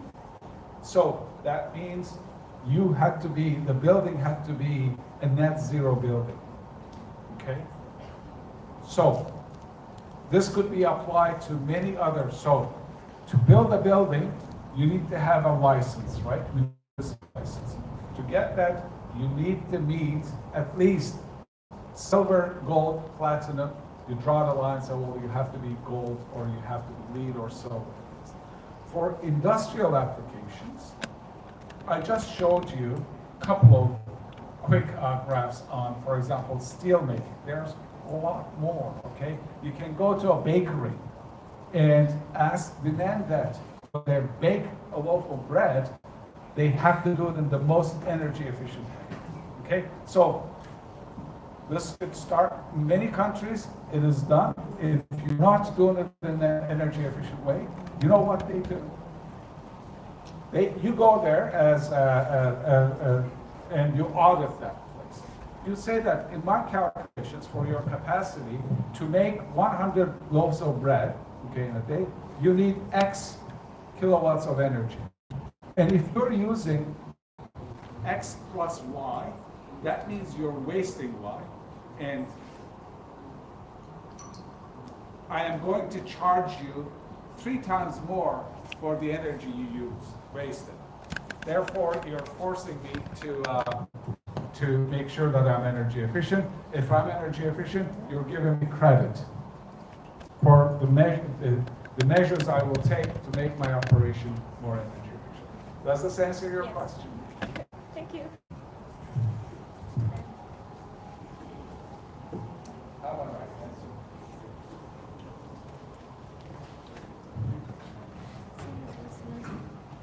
Salam, mən 231 SPO-dan Ülfət.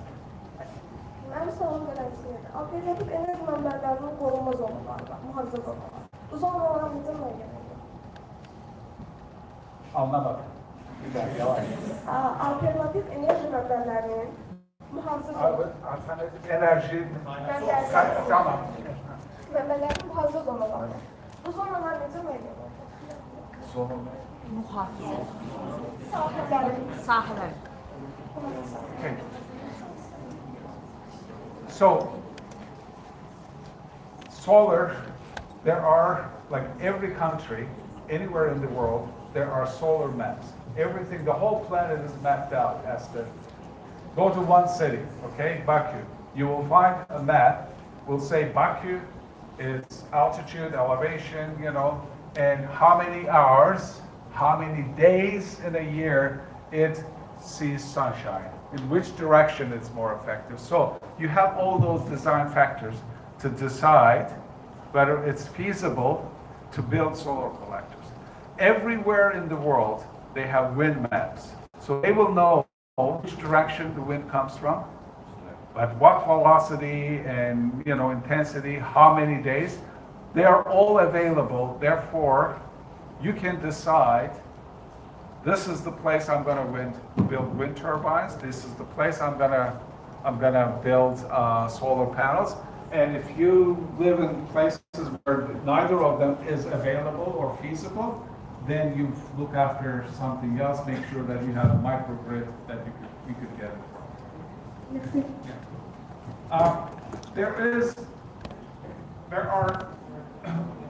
I'm painting a very positive picture, but don't think that these pictures, the positive picture, is risk-free. Everywhere you put wind turbines, everywhere you take, like you have a solar farm, you're taking land away from cultivation or harvesting. So, from nature, but also I showed you some numbers. The population of the world keep growing. Again, this is part of my, I don't remember it's tomorrow or day after, but I have all of those. The world is going to need a lot more food, and we need to also produce food. To capture some of the carbon, we need to reforest instead of deforestation. We need to reforest the world. So we need the land. Also, it's not like, hey, there's a lot of land. That's why some of the wind turbines, they are offshore. They're built in the ocean so that they won't be taking the land away.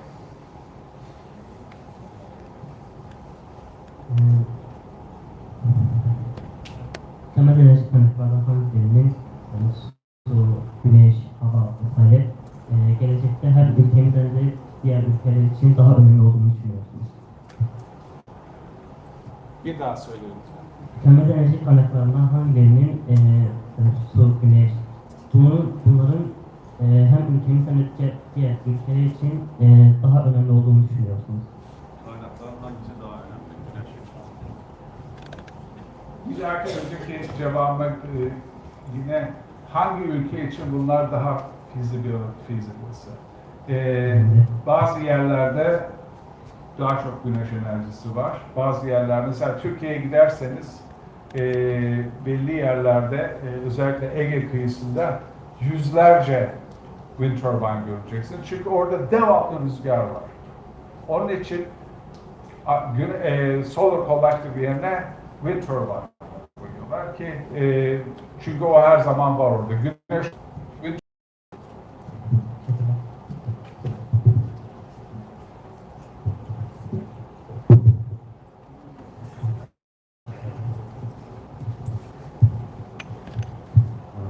Hello, everyone. I'm from Latvia.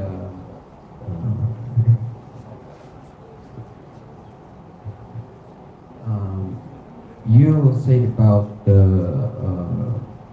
we need to collect the energy from the solar panels to use it at night. But the battery is made of lithium, and it's one of the most toxic elements in the world that ruins our ecology. How do you wanted to recycle the solar panels that's not recyclable right now, and they use the lithium in the world? Yeah, good question. These are lithium ion batteries. Lithium in its solid form, it's not toxic, but if, for example, it's possible there could be fires. Okay, there are still work is being done to make sure that it's not combustible. If it's burning, yes, it's very toxic. But at the same time, there are some incredibly effective recycling technologies that is done in a completely non-toxic environment. So yes, there are challenges, but lithium oxide batteries, there are so many other possibilities, but the way it's done, it is completely non-toxic. Its usage, there is no toxicity involved. On the contrary, it is quite safe. It will become dangerous if there's an accident. It will become dangerous if it's recycled in an improper way. There are very good technologies. There are companies in Germany, in the US, that have very effective ways of recycling those batteries. But we have batteries that we use right now, and the recycling of them were very low. Most of the batteries are because it's the acid content. You know, there's if you throw them, there's what is it? They have from hydrochloric to sulfuric acid components that you're basically dumping them on the ground, and it's killing all the living cells there. So I understand that that's why they need to be recycled properly, and if they're disposed of improperly, yes, it's hazard to the environment. The solar panels are not recyclable to the modern solar panels what we use right now. They are just collecting like a garbage too. Yeah, it's solar power. I mean, we're talking about silicon based, okay? So there is no, as far as I know, environmental issues in terms of toxicity. It's just maybe it will be land use, but a solar panel will have a lifetime of, depending on how it's made, modern ones will have a lifetime of 10 to 50 years, and they can be recycled. And one more last question I have to ask about the modern electricity. The electricity you use to windmills, and windmills are killing most of the bees or other insects. This is part of the ecological structure of the world. Yes, I know that too. The opponents of wind turbines, this is one is is hazards to from birds to insects understood, and the second one is it's claimed that it causes some sort of acoustic disturbance as the impeller turns. It does it at a frequency that it's harmful to the human body. A lot of number of studies have been done, and not a single evidence, scientific evidence, is found that it is actually harmful to human body. In terms of animals are very smart. For example, birds, they change their migration patterns around when and they don't go through them. And it's been observed by a lot of ecologists, environmentalists, that birds find out where these turbines are, and they don't do it. I have no knowledge right now of any study on the insect life. The only one I know is on the birds. And birds, they don't get killed going through wind turbines anymore. They're very smart. Okay, thanks, it's all. Mən bir sual da vermək istəyirəm. Burada mənim tələbələrim var. Onlar sual vermirlər bayaqdan. Yəqin ki, onlar birləşib suallarını enerji ilə mənə ötürürlər. O sual da məndə formalaşır da. Ona görə onlar adından o sual vermək istəyirəm. Bu son zamanlar belə bir məqalə var idi. Bu pandemiyaya görə hər yer bağlansa belə, məsələn, bir neçə ölkələrdə enerji tüketimində azalma olmamışdı. Səbəb olaraq da bunu göstərdilər ki, bu blockchain texnolojilərində o yerlərdə serverlər falan yerləşdirilərək, yəni enerjini paraya çevirməyə denəyiblər. Yəni bunu legal yollar və ya illegal etdilər, bilmirəm. Yəni bu məqalədir sadəcə, doğruluğu da yəni isbatlanmamış bir məqalədir.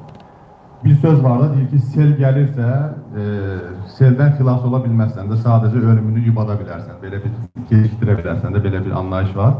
Və bu kriptovalyuta, blockchain, bu texnolojilər gəldikcə, data mining falan, bunlar daha çox enerji və resurs tələb edir.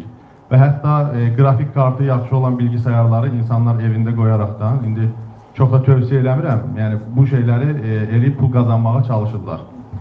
Yaktığı enerji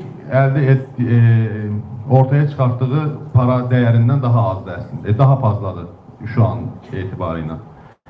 Bu enerji olan tələbatımızı artıracaqmı? Yəni bax bu sel gəlirdi artıq. Kriptovalyutalar gəlir, kripto blockchain, bitcoin falan. Yəni bu enerji olan tələbatı artıracaqmı və daha da böyük problemlərə səbəb ola bilərmi? Yəni sizin fikrinizcə? You're right about cryptocurrency, blockchain. It's gonna come, it's reality. One day that will be the dominant currency. Yes, it's very energy intensive. And can it be done in a less energy intensive environment? Yes. Not a lot of research has been done, but financial technologies, that in short it's called fintech, it is growing incredibly. There has to be some standards in terms of cryptocurrencies, and it has to. I think what we are not understanding that many countries, if you are using more fossil fuel, if you're producing more carbon dioxide, you will have to pay for it. You'll be penalized.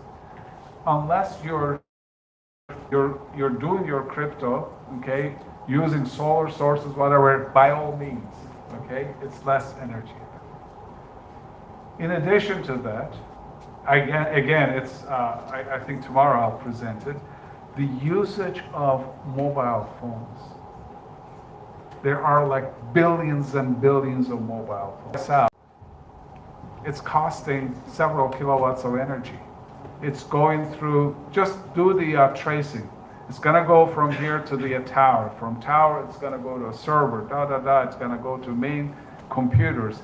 Incredible amount of energy that is used to keep those, an incredible amount of energy to keep those computers cool. So everything has consequences. So that sel geliyor. It's not just cryptocurrencies. The more we use information and communication technologies, the more energy hungry they will get. So where is the balance?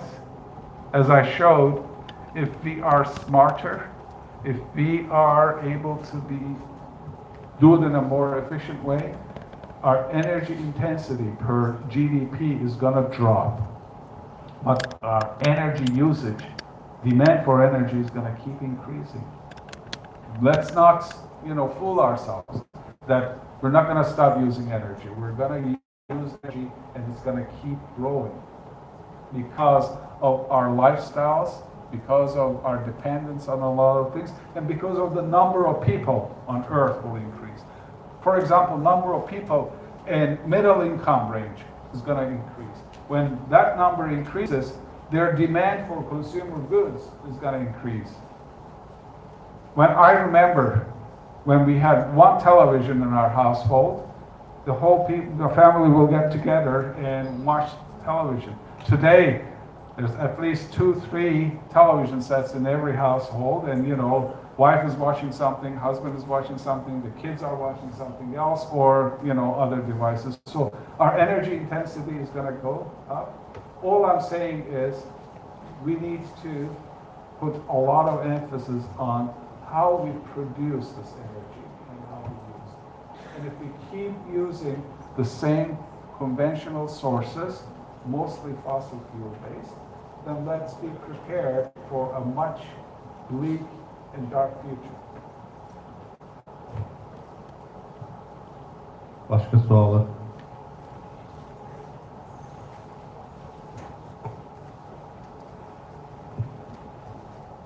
Ben destek kurum şirketine temsil ediyorum. Reel sektörden geldiğim için reel sektör ve üniversite işbirliğini yapacak bir soru soracağım. Bir soru da daha soracağım. Yani şu an sizin etmiş olduğunuz üniversitenin research and development o tarafında reel sektörün rolü ne? Yani dünyada ne ve Azerbaycan'da nasıl bir şey olması lazım? Yani burada üniversiteler ve reel sektörün rolü ne? Yani hangi tarafta hangisi olması lazım ve bunun çözümü ne? Nasıl nereye gidiyor yani bu? Yani bütün dünyada ve Azerbaycan'da nasıl olması lazım? Bir de şu an enerji depolama şeyleri var. Bateri, piller falan kullanıyoruz. Bunun kendi utilizasyonu da bir sorun aslında. Yani bunu arttıkça bu sorun da çok artacak mı? Yani bunu bir genel olarak bir soruna, yeniden bir soruna, yani bu şekilde insanların çözmeye çalıştığı bir soruna dönüşebilme riski var mı? Private sector industry, they don't participate, there's no solution. In English, there's an expression, the buck stops at the private sector. Çözümleri getirecek, teknolojileri geliştirecek ve onları mobilize edecek hükümetler değil, üniversiteler değil. Biz sadece fikir, talent, knowledge veriyoruz. Onları mobilize edecek private sector, industrial sector. No ifs and or buts. Onun için onların devam edebilmeleri ve büyümeleri için de görüyorsunuz o kadar çok imkan var ki onları kabul edip adapte etmeleri lazım ve bunu yapan çok şey var. Gösterdim size. Trenlerden gemilere kadar, uçaklara kadar özel sektör bunları yapıyor. Ayrıca I have to switch. They're also now, they are very careful about their corporate responsibility. Okay? So they don't just do those, they walk the talk. Okay? They walk the talk by ensuring that their buildings are energy efficient, their usage is energy efficient. For example, many institutions, okay, including mine, many years ago, we instituted recycling processes. Okay? For example, garbage collection. On Monday morning, we put out all the bottles, plastics, aluminum in one container, paper, cardboards in one container, and biodegradable waste in another container. And municipal waste is a much smaller one now. So all the biodegradable in green containers, they go to a dump site where it is anaerobically digested and gas is produced, and produced gas is used for heating plants. So every corporation now, they ensure that they have those programs. Every corporations, they make sure that they have well-established policies, and it covers not only sustainability, equality, and many other things. So yes, the corporate sector has an incredible positive role as well as responsibility.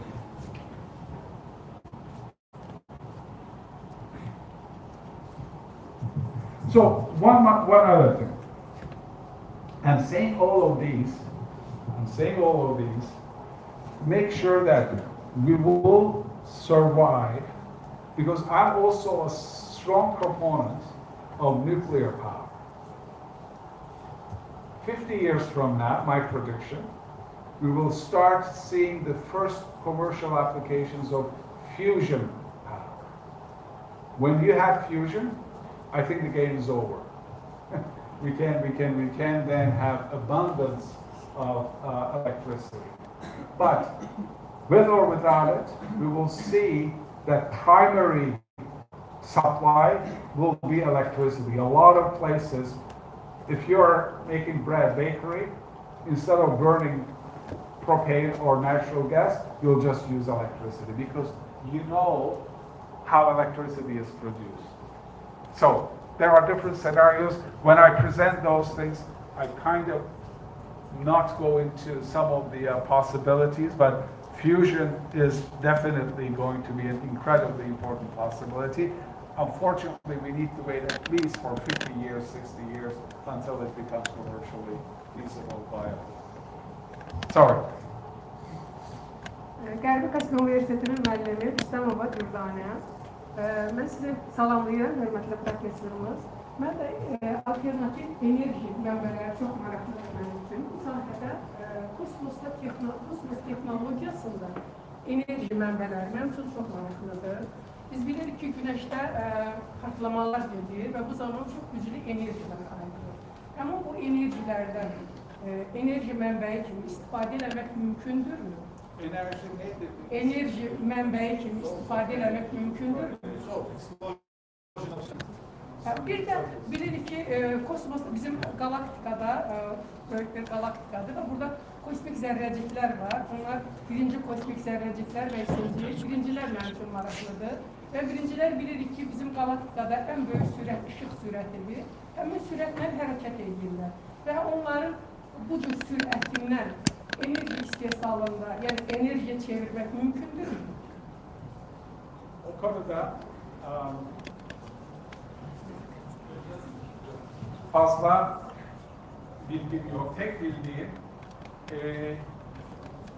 bu sadece it was conceptual to have something like a space station, okay, well above the atmosphere, that is constantly receiving solar energy and convert it into a form of electromagnetic pulse and send it to the Earth and receive there. So this is a big source, but it was just conceptual, of course, how that electromagnetic pulse will be received and what kind of damage it may cause. I don't know, but that's the extent of my knowledge about it. Sorry, I can't answer you. Probably somebody, a little bit cosmologist, will be able to be with that. Çok sağ olun. Mənim üçün bir də maraqlıydı ki, o stansiya kosmosda yaradılarsa, oradan enerjinin yere ötürülməsi hansı üsullarla mümkündür? Dediğim gibi, yani electromagnetic waves. Çok sağ olun. Teşekkür ederim. I don't know what happens if an airplane happens to go. Orada seyredip sonra paraşütten kapatacak. Salam. Məndən də var 231 yox. I want to ask one question. What can be done to balance thermal energy? Thank you. Thermal energy. Thermal energy. Yes. Geothermal or thermal? Yes. Geothermal. As I said, in many countries, there is, I mean, the deeper you go underground, hotter it gets. So in some countries, there are a lot of, countries that have very big rock formations, okay? There's a lot of geothermal energy trapped or stored underground. So if you can drill, I don't know the geothermal map of Azerbaijan. I'm sure that some geologists will have that information. So simply, let's say this is surface, this is the depth, and you go deeper and you hit a temperature zone of 120 Celsius. So if I have a pipe going down, I'm pumping water goes there, and it is exposed through the tube, 120 Celsius, it's going to come up as in the form of steam. So that's geothermal energy.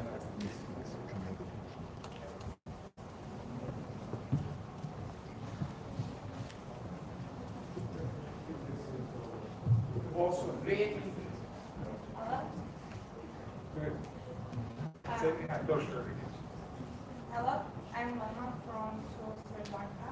So I just wanted that which countries use this renewable energy more usefully, more global than others, or which of them use it the same level? Yeah. There are, for example, the trend in countries like Germany is incredible. I give you some examples. The European Union as a whole, they invest a lot of money in hydrogen. So like gas stations, like petrol stations along highways, whatever, they will have thousands and thousands of hydrogen fueling stations. They will have pipelines of hydrogen. There are plans for big hydrogen production facilities through electrolysis, green hydrogen. Okay? So those are some of the big countries that are exemplary. There are countries in the world that have a lot of potential for solar, but it is horribly underutilized. India is one of them. I don't know the situation in Sri Lanka. Many African countries, they underutilized solar power, even though they have incredible, long days with a lot of sunshine and many days with a lot of sunshine. So when you look at that potential, and I have some studies doing that, we are talking about many gigawatts of untapped energy sources just from the solar side. We will ask the questions. So I will ask them a question. Okay. So somebody talked about thermal, and there's a terminology called thermal power generation. That means you burn something, fuel, or a nuclear power plant. Okay, it just produces nuclear fission. It just gives a lot of heat, and the cycle is it is turned into steam. Steam turns at high pressure and temperature. Steam turbine turns. It's a rotating machine and turns a generator, which produces electricity, and then you jack it up voltage and transmit it. These are horribly inefficient machines. So is the internal combustion engine. Just from engineering perspective, you put 1 unit of fuel into it, and you get only 37% of this fuel in form of energy. 37, 38. So you throw more than 60% of the fuel value out. Why? A car, you burn the fuel, you have radiator, it's, so there's a lot of exhaust losses, a lot of losses in the form of heat. Power plants, they are the most inefficient sources of power by thermal power plants. because they run at 36-37% efficiency. Because again, these are some details, but whoever is studying engineering thermodynamics will know that at the end of the cycle, you have something, a condenser, you condense low pressure steam into a liquid water, and you lose thousands of kilojoules of energy. So, beauty of this, if you can get rid of the middleman by directly will be hydrogen, it could be natural gas, into directly electricity, your efficiency is sky high. So you're getting a great bang for your buck.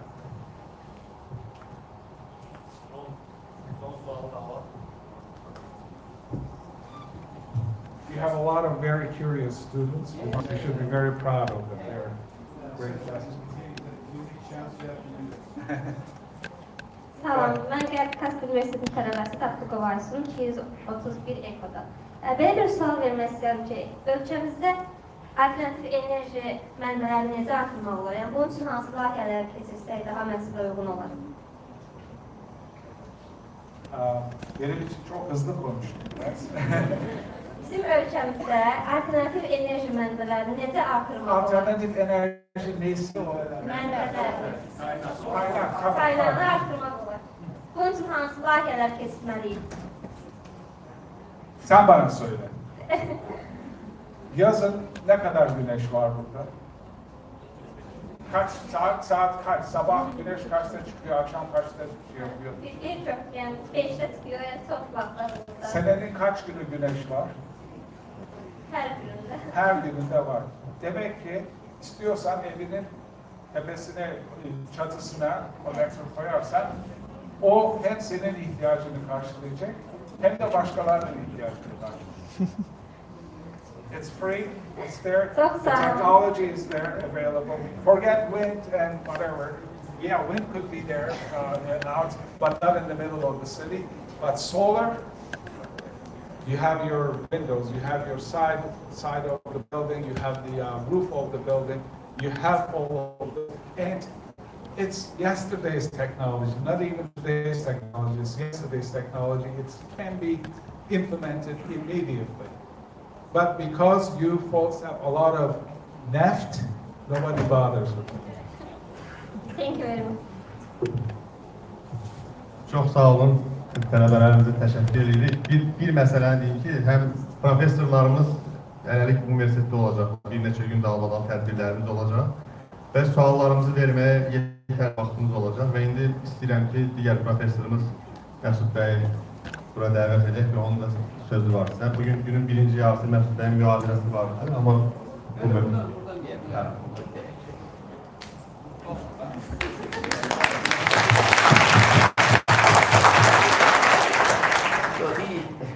It's really a very good message. In my talk, do you remember, I talked about the Yehuda Hanas. He lived approximately 2000 ago, and he said, I learned a lot from my teachers, more than this from my colleagues, but the most from my students.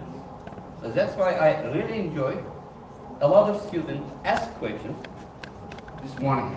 On the other hand, this title of the conference, the title of the master class, create a lot of interest among the society in Azerbaijan. We have seen the representative of Minister of Energy. We have seen the other fields. We have seen other universities all over the world.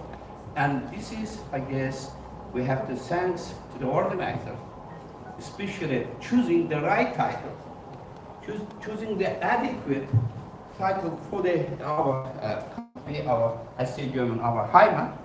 And so this is a really time, as the Paris said, we are not finishing today, but this was the really very good and adequate and the contemporary choosing the title. Thank you very much. We're just getting warmed up. Yeah.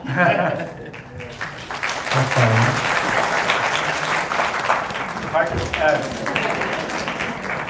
one other word.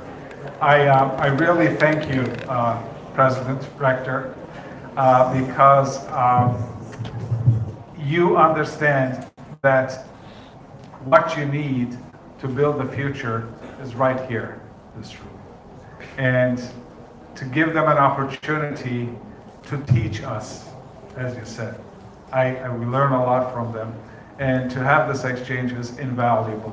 It's only through these kind of dialogues, exposures, that they will have the confidence and competence of saying that, yes, I can stand up, I can do it before anybody else can do. So I thank you again for having us here as we're warming up today, and we're gonna be here all week, and it is an immense pleasure to be among you and to be able to do this in Azerbaijan. I love the way you speak Azeri Turkish. I wish I could pretend that I could do it, but necesen diyerem. Hopefully, the more I come, the more my Turkish will be more tuned to Azeri Turkish. So thank you.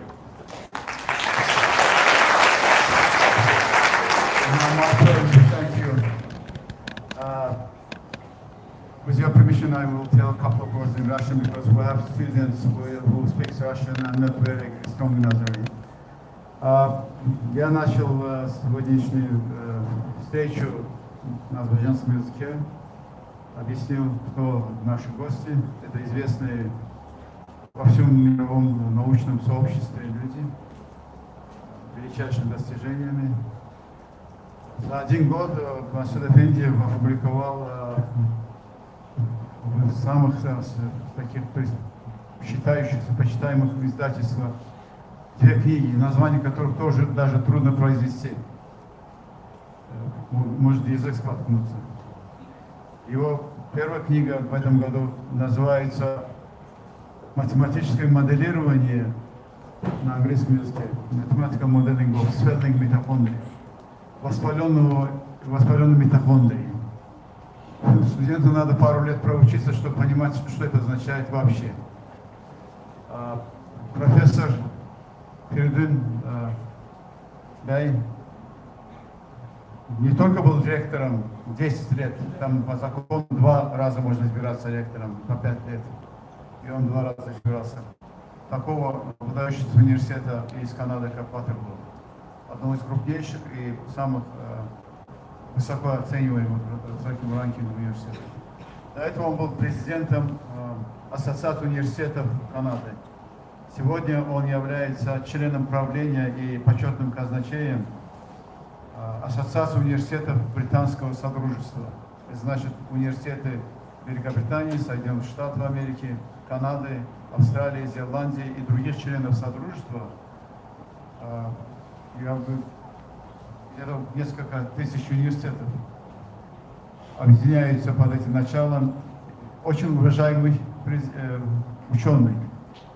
Я его видел первый раз в Каунасе, где QS, Квачурелли Симон, международная организация по ранкингу университетов, проводила мировой форум образовательный. И там он был одним из главных выступающих.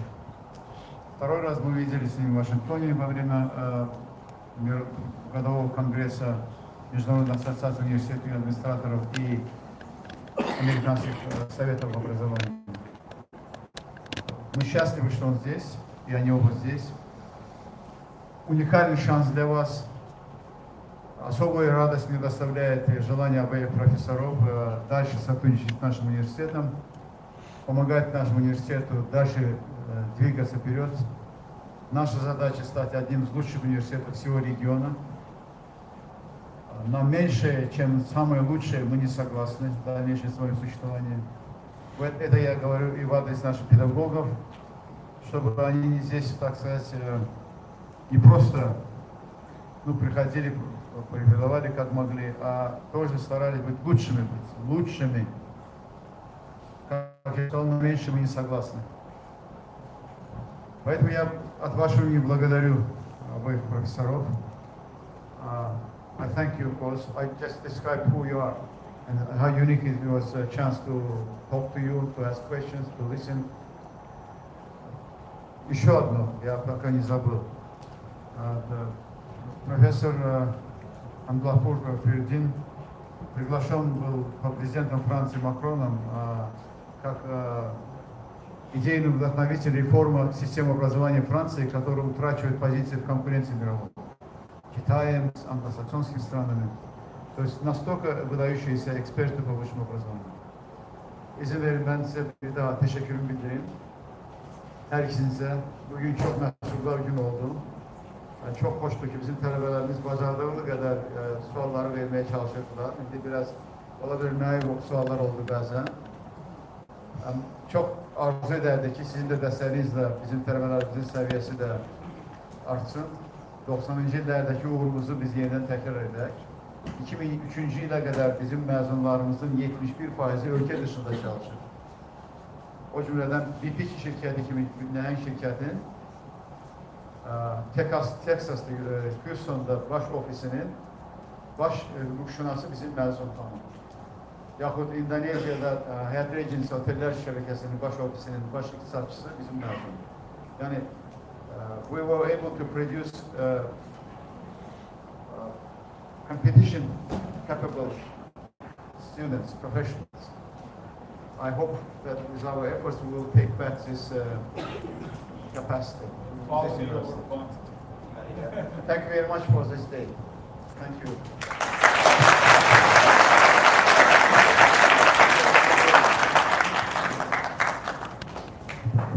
Teşekkür ederim size de.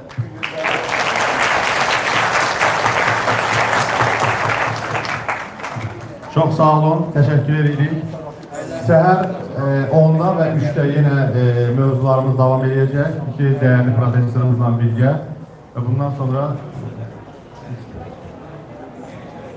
sabah 10'da yox, sabah 3'də. Sabaha